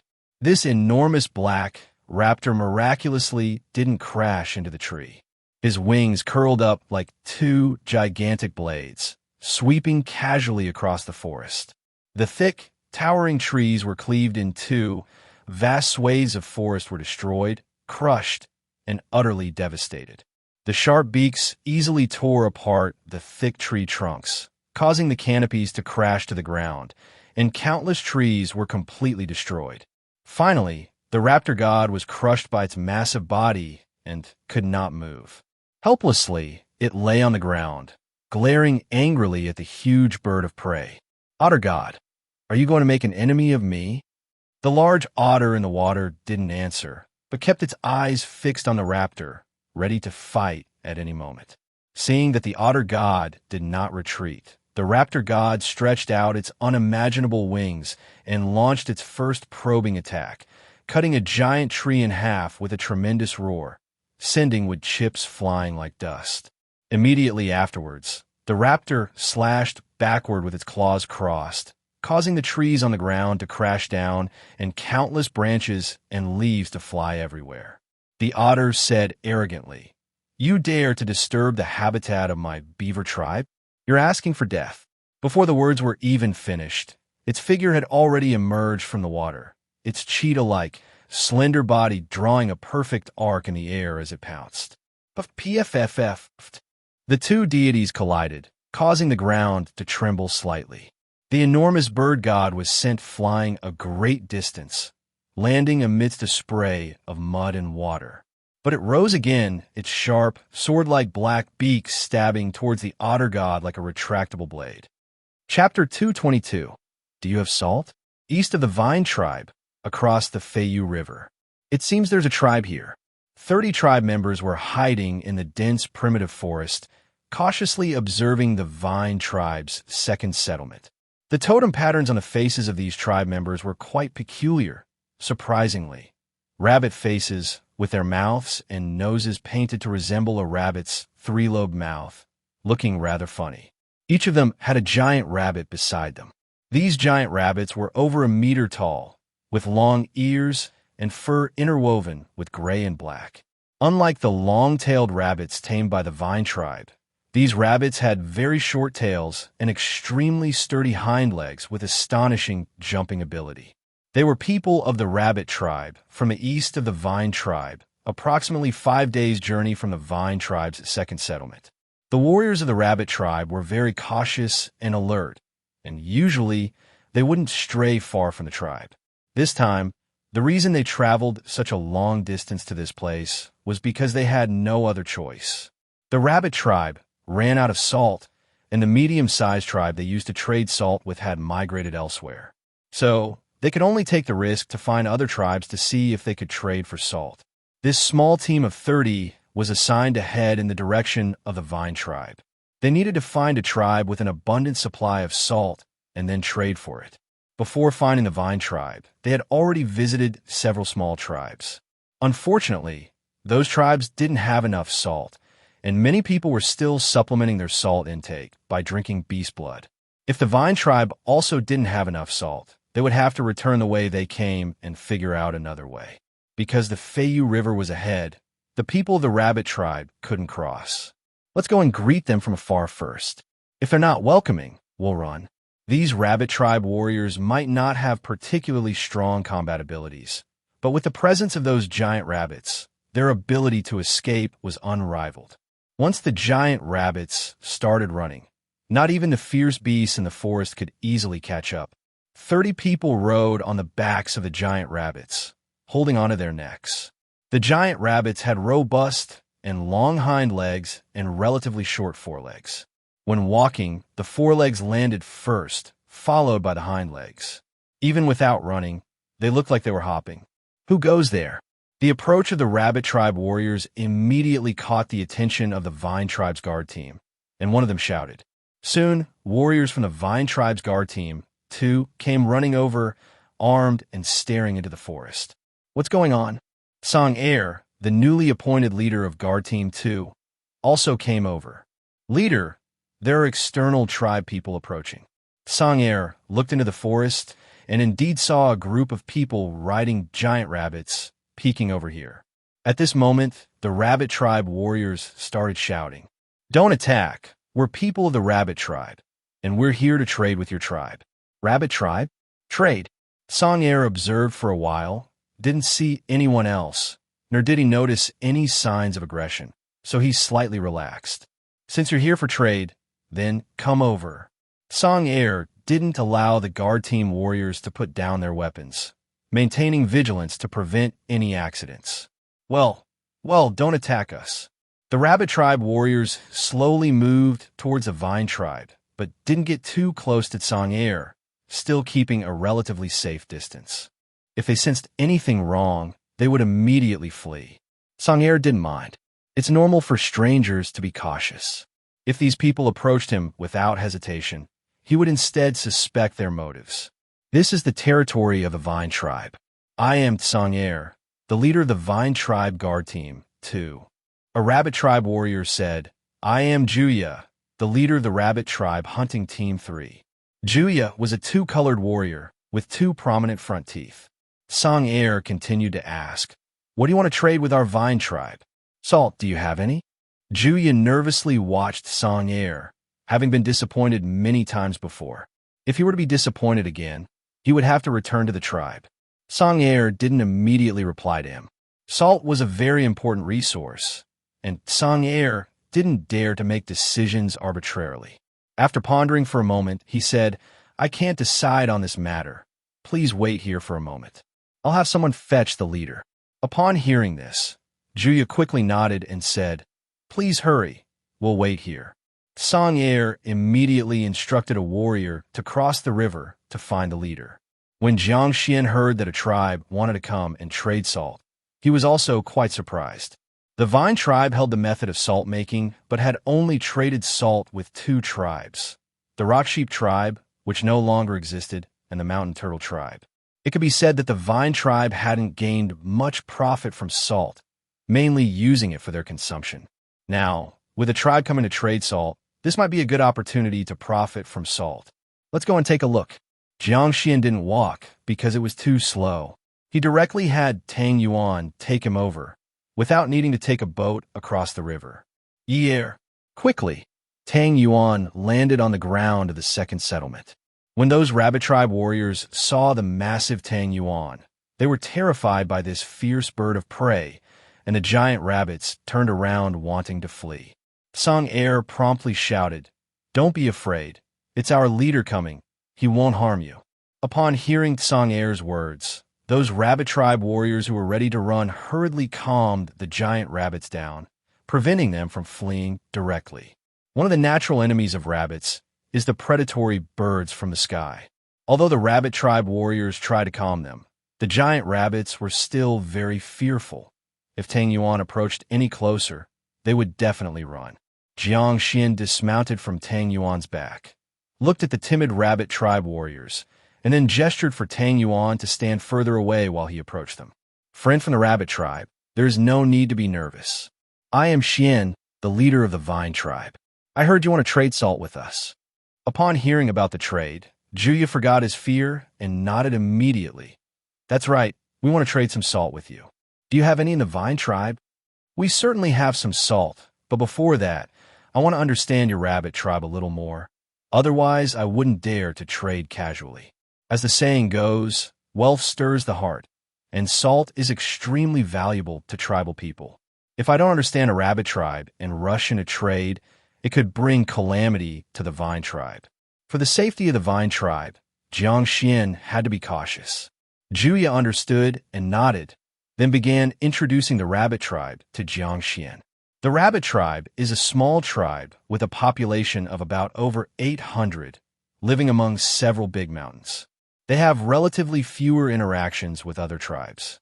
Before, they used to trade with a medium-sized tribe named Wasp tribe. Last autumn, the Wasp tribe migrated to other places, and they haven't been able to obtain salt since. Due to this, they are urgently seeking new trade partners to once again provide salt to their people. I see. Jiang Xuan roughly understood the situation of the rabbit tribe, but whether what they said was true or false needed his judgment and verification. Our vine tribe indeed has some salt, which we traded from the Black Teeth tribe's expedition team. If your rabbit tribe needs it, we can trade some with you. Jiang Xuan didn't speak entirely truthfully, instead pushing the matter to the Black Teeth tribe because of their fame. Everyone in the southern wilderness knows their expedition teams trade everywhere daily. Jiang Xuan then asked, "What do you plan to use for trading? We have premium stone materials. Would that work?" Of course. Jiang Xuan's eyes lit up. Premium stone materials are indeed good things for tribal people. Many premium stones are gemstones, and the stone tools polished from them are very sturdy, durable, and beautiful, far better than ordinary stones. For example, the little stone knife that the old witch carries is made from premium stone, both sharp and attractive. Juya also said, "May I see your salt first?" Sure. Since he often goes out, Jiang Xuan frequently carries some salt with him. He took out a small beast hide bag and had a warrior deliver it to Juya. Juya and his group remained vigilant, watching the warrior approach without noticing anything unusual, before accepting the small beast hide bag. Juya opened the small beast hide bag, revealing the granular salt inside, which looked very clean. Juya pinched a little bit, placing it on the tip of his tongue. A salty taste immediately stimulated his taste buds, invigorating Juya's spirit. Indeed, it's salt, good salt. Juya's words also excited the rabbit tribe warriors. After searching for so long, they finally found a tribe they can trade salt with. Jiang Xuan said, "Leader Juya, since you've tested the salt, should you show us your premium stone materials too?" Juya reluctantly returned the small bag of salt to the vine tribe warrior, then rummaged through his beast hide bag to find a strip of premium stone material. This premium stone material was dark green, and its surface was very smooth. "Look carefully, Leader Xian." Juya dismounted from the giant rabbit and found a flat, ordinary stone nearby. Then, he unexpectedly smashed the premium stone material into the flat stone. Crack! Juya, being a two-color warrior, had great strength. With this strike, he shattered the flat, ordinary stone into pieces. Juya handed the premium stone material to a vine tribe warrior, allowing him to pass it to Jiang Xuan. When Jiang Xuan received the strip of premium stone material, he felt its weight, and despite having struck the stone, it remained smooth and undamaged. Truly, it is premium stone material. Jiang Xuan stroked the stone, feeling an overwhelming affection for it. The difference between ordinary stone and premium stone material is vast. If this stone material were polished into a weapon, it would be sharp and durable without chipping easily. But since the trade hadn't actually happened yet, after examining it, Jiang Xuan had to return it to Juya through the warrior. The exchange of salt and premium stone material helped establish initial trust between Juya and Jiang Xuan. At least they knew the other wouldn't run off with the goods upon seeing something valuable. "Leader Juya, how much premium stone material have you brought? How much salt do you wish to exchange?" "We brought only 2 pieces of premium stone material, but we can return and notify the tribe and bring more to trade salt with your vine tribe." Jiang Xuan pondered for a moment, then said, "Let's trade 2 pieces of premium stone material first." Holding the small beast hide bag, containing about half a kilogram of salt, Jiang Xuan said to Juya, "The premium stone material you brought is rather small, so 2 pieces of premium stone material for this bag of salt."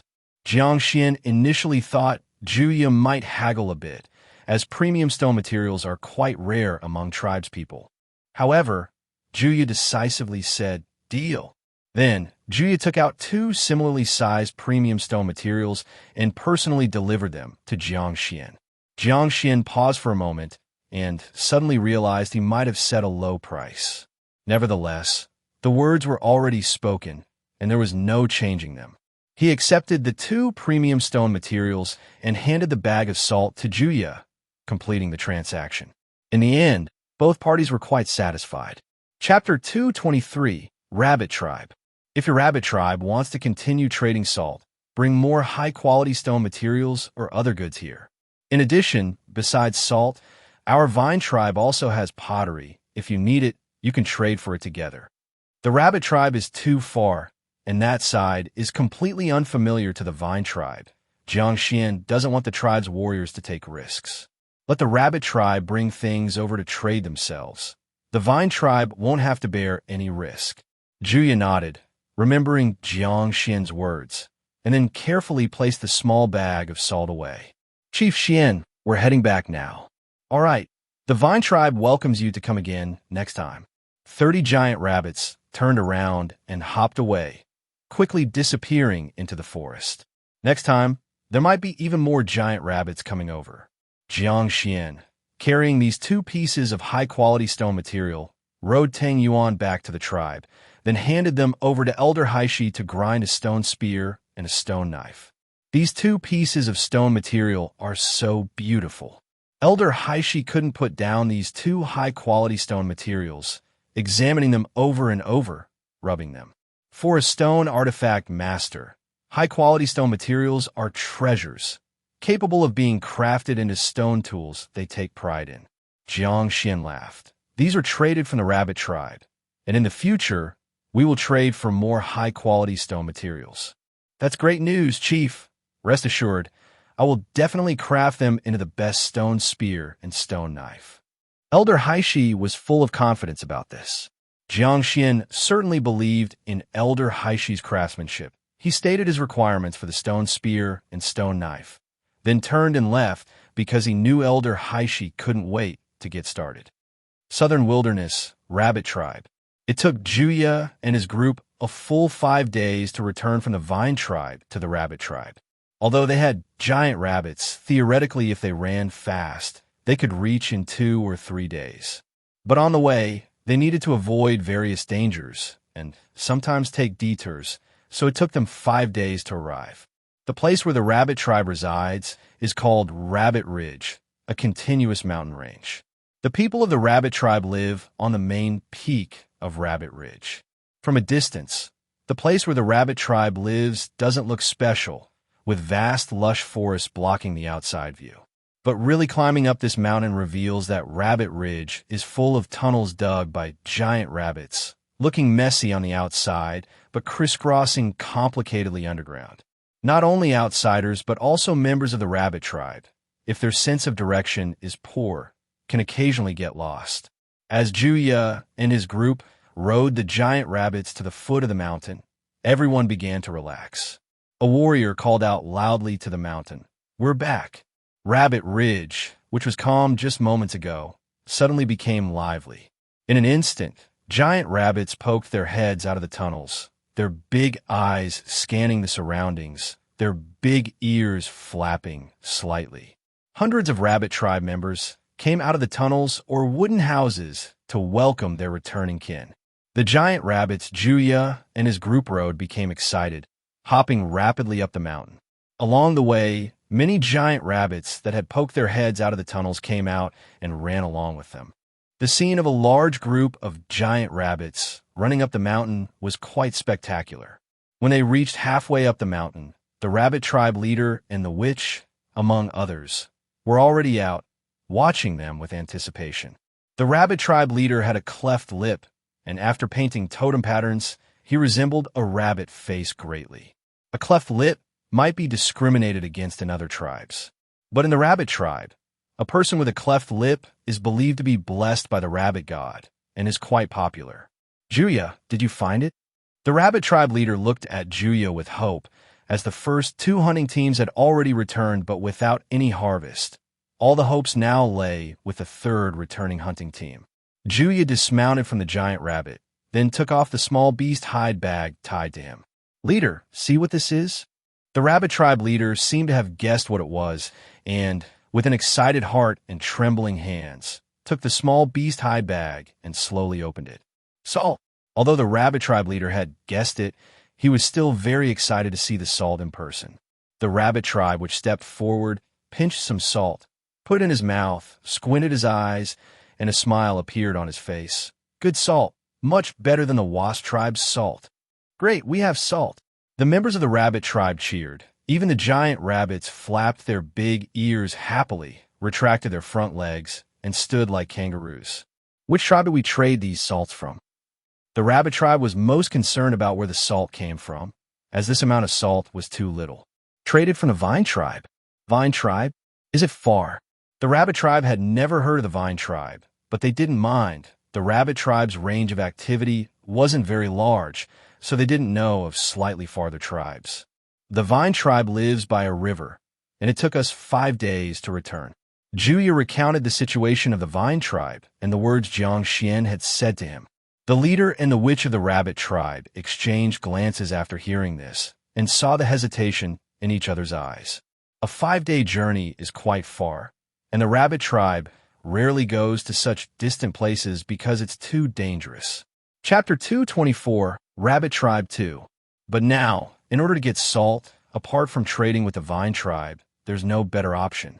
The rabbit tribe, which said, "Exchanging 2 pieces of small premium stone for this salt isn't bad. It's much better than when we traded with the wasp tribe." Premium stone is quite rare and is mostly buried deep underground. Even if there are some scattered on the surface, they're mostly picked up by tribespeople to craft stone tools. But the rabbit tribe, thanks to having giant rabbits that are particularly good at digging, can more easily obtain those deep-buried premium stones.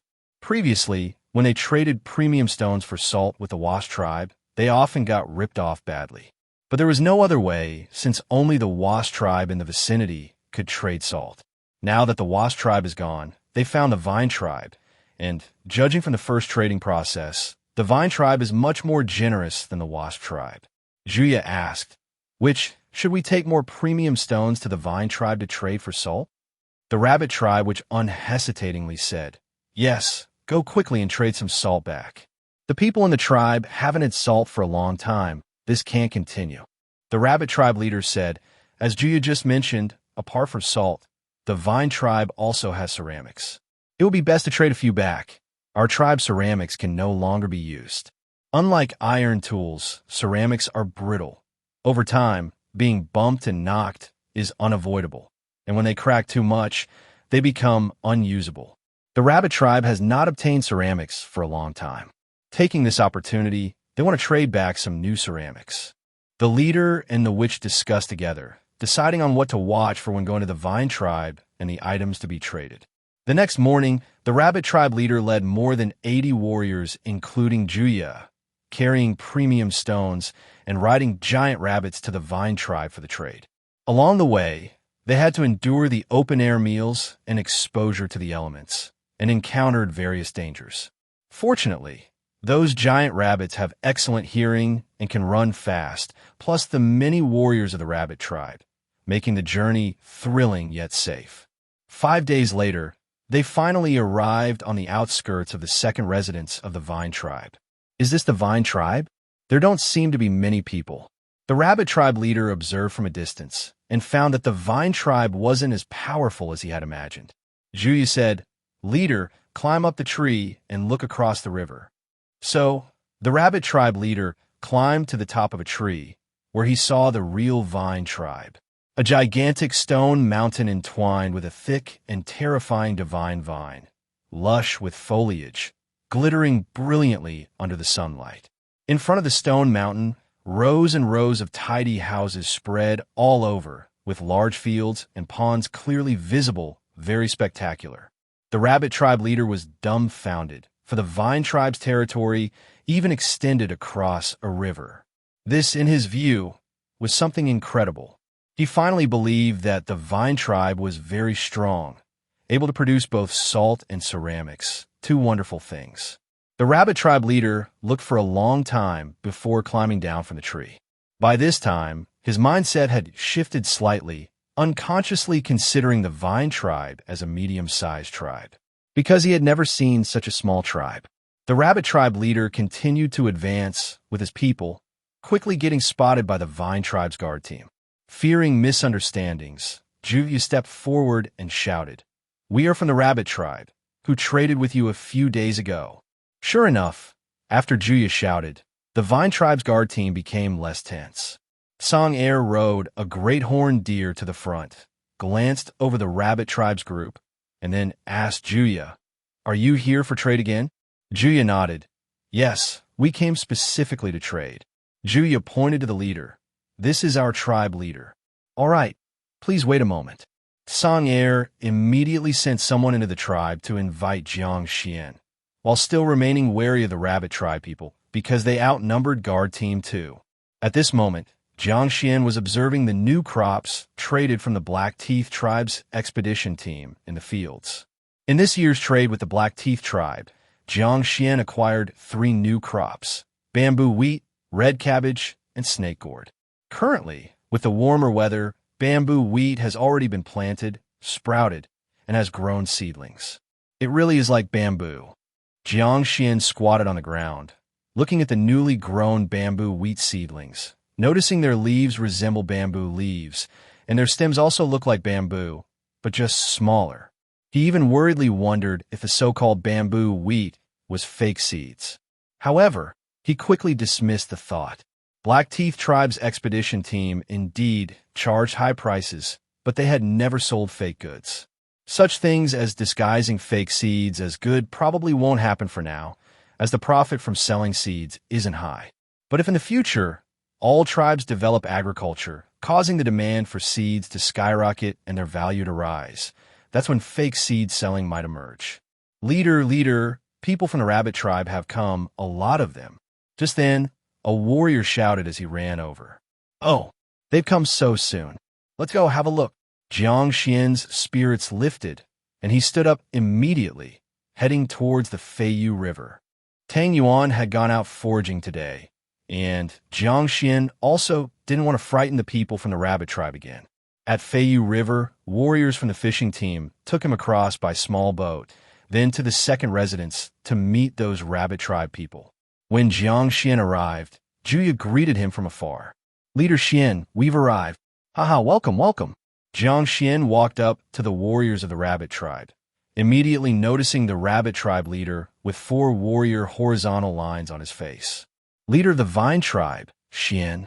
"Leader of the rabbit tribe, Shanfeng." Jiang Xuan smiled and said, "Leader Shanfeng, didn't expect you to come so quickly." "No choice but to come quickly. There isn't much salt left in the tribe." Shanfeng smiled wryly. In truth, the rabbit tribe's salt wasn't just running low, it was gone. "Huh, the salt matter is easy to handle. You come all this way, surely it was exhausting. Why not come inside our Vine tribe, rest a bit, and have something to eat?" Jiang Xuan warmly invited them to the houses within the Vine tribe. However, out of caution, Shanfeng declined this invitation. "Leader Xuan, no need for the trouble. The people in the tribe are still waiting for us. We need to head back as soon as we complete the trade." Jiang Xuan didn't insist. "All right then, I'll arrange for the trade goods right away." Under Jiang Xuan's instruction, Song Air immediately led people to find Qi Xiao and brought some salt and ceramics over from the warehouse on the other side. Jiang Xuan took the opportunity to chat with Shanfeng casually, easing the unfamiliarity for future trades. Soon after, Qi Xiao personally brought several bags of salt, along with 2 pottery cauldrons, several pottery jars and bowls, and pottery basins. Alongside him was Nanxing, leading the first guard team of the Vine tribe, which the warriors from the Vine tribe stationed there saluted Qi Xiao as they saw him, showing utmost respect. Shanfeng looked at Qi Xiao in astonishment, realizing that the Vine tribe's Wiccan leader were just so young. However, he didn't dare to stare. Staring at someone else's witch for too long is considered bad behavior and might be disliked by the Vine tribe warriors. Despite their youth, Shanfeng acknowledged Jiang Xuan and Qi Xiao's strength. For as Jiang Xuan casually chatted with him just now, Seemingly bored, he picked up a stone and effortlessly crushed it with his bare hands. Shanfeng knew well that if that stone were in his hand, crushing it wouldn't be easy. A strange vine tribe, a formidable vine tribe. Leader Shanfeng, the salt and ceramics are all here. Please take a look. Jiang Xuan opened one of the bags of salt and placed them next to the various ceramics, inviting Shanfeng to inspect them. Seeing so many good things, Shanfeng's eyes lit up. The vine tribe was unbelievably wealthy. He cast aside all precautions, walking straight to the salt and ceramics, examining each item. He first looked at the salt, as this was the most critical. The salt was pale red, tasted outstanding, looked appealing, and contained no impurities like sand or dirt.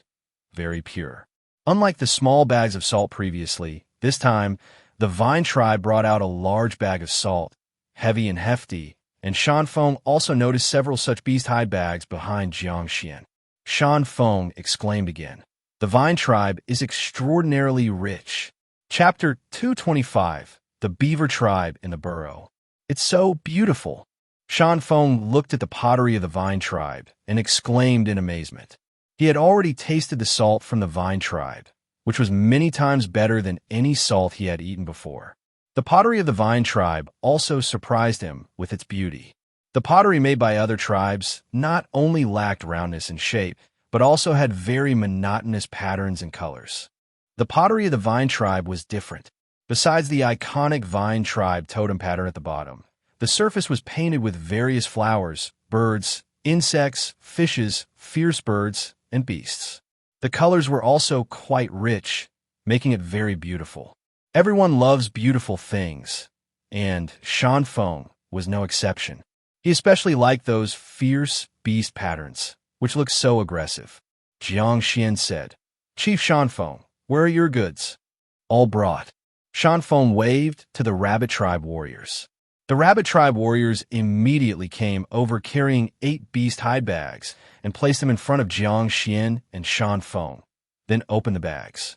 The bags were surprisingly filled with top-grade stone materials. There were black, red, green, purple, various colors, transparent or opaque, all sizes of top-grade stone materials. The warriors of the vine tribe were wide-eyed in amazement. They had never seen so much top-grade stone material in their lives. Jiang Xuan whispered to Nanxing, Go, invite the stone artifact master over. Yes. Nanxing hurriedly ran back to the tribe to invite the black stone elder, who was polishing stone tools, over to the second settlement. When the black stone elder saw those top-grade stone materials, his breathing quickened. He stepped forward, picked up pieces of the top-grade stone materials, and kept caressing them with a fervent look in his eyes. Good stone materials. All good stone materials. Since the black stone elder said they were good stone materials, there was surely no problem with these top-grade stone materials, so both sides began the transaction officially. First, they traded salt. After some bargaining, Shanfeng exchanged 6 bags of top-grade stone materials for 2 bags of salt. Even then, Shanfeng's face was beaming with joy, which showed how terribly they had been ripped off by the Wasp tribe in previous deals. Next, Shanfeng used the remaining 2 bags of top-grade stone materials to trade for 2 pottery cauldrons and 6 pottery jars. Jiang Xuan also gifted him 2 pottery bowls. This moved Shanfeng greatly. Chief Xuan, if you have a chance, be sure to visit our rabbit tribe. I will treat you with the best beast meat. Haha, I'll surely come if I have the chance. After the transaction, Shanfeng hurriedly left with the salt and pottery, escorted by the rabbit tribe warriors. Only after these items reached the rabbit tribe could they feel at ease. Otherwise, they would constantly worry about being robbed. After the rabbit tribe people left, everyone in the vine tribe focused on those top-grade stone materials with eyes that were different from usual. Nanxing approached Jiang Xuan and stammered, Chief, I want a stone knife. Chief, I want one too. I want one too. Everyone began to clamor, all yearning for a weapon made from top-grade stone materials. However, even with a considerable amount of top-grade stone materials, there wasn't enough to go around. Everyone calms down. Everyone immediately fell silent, looking eagerly at Jiang Xuan. Jiang Xuan thought for a moment and said, I know everyone wants it, but the top-grade stone materials are limited, and there's not enough for everyone. How about this? 2-color warriors and 3-color warriors can each receive a piece of top-grade stone material. You can decide what weapon to grind it into yourselves. As for the 1-color warriors, don't be discouraged. We will trade for more top-grade stone materials in the future, and anyone who has made meritorious contributions to the tribe will have a chance to get a stone tool made from top-grade stone material. The Vine tribe was newly established, and the number of 2-color warriors and 3-color warriors was not large, so the top-grade stone materials acquired in this transaction were sufficient, with even some left over. As for those 1-color warriors, Jiang Xuan also gave them the opportunity to obtain top-grade stone tools. Coupled with the tribe's existing valorization of the strong, they would be more motivated to improve their strength. All right, let's first move these top-grade stone materials back to the tribe. At Jiang Xuan's command, all the top-grade stone materials in the 8 beast hide bags were moved back to the tribe. For the stone artifact master, the happiest thing about this transaction was having enough top-grade stone material for making stone tools, which was exceedingly fortunate for him. In the southern wilderness, at the Beaver tribe. Ever since the fierce bird tribe migrated here, the Beaver tribe lived in constant fear. They worried that the fierce bird tribe would attack and plunder everything from them. Unfortunately, this fear became reality one day. After arriving here, the fierce bird tribe began madly opening hunting grounds and plundering all resources. A medium-sized tribe of over 5,000 people consumed enormous quantities of food daily. In no time, all the edible animals and plants in a forest would be gone. Since they had just arrived and hadn't yet started farming or raising livestock, they could only hunt and plunder other tribes. The Beaver tribe, only a day's journey from the new settlement of the fierce bird tribe, couldn't escape their fate. In fact, the fierce bird tribe discovered the Beaver tribe within days of arriving and set their sights on the plump giant beavers. On February 15th, the fierce bird tribe finally attacked the Beaver tribe. Caw, caw, caw. Over 1,000 warriors riding fierce birds ran swiftly through the forest and approached the Beaver tribe.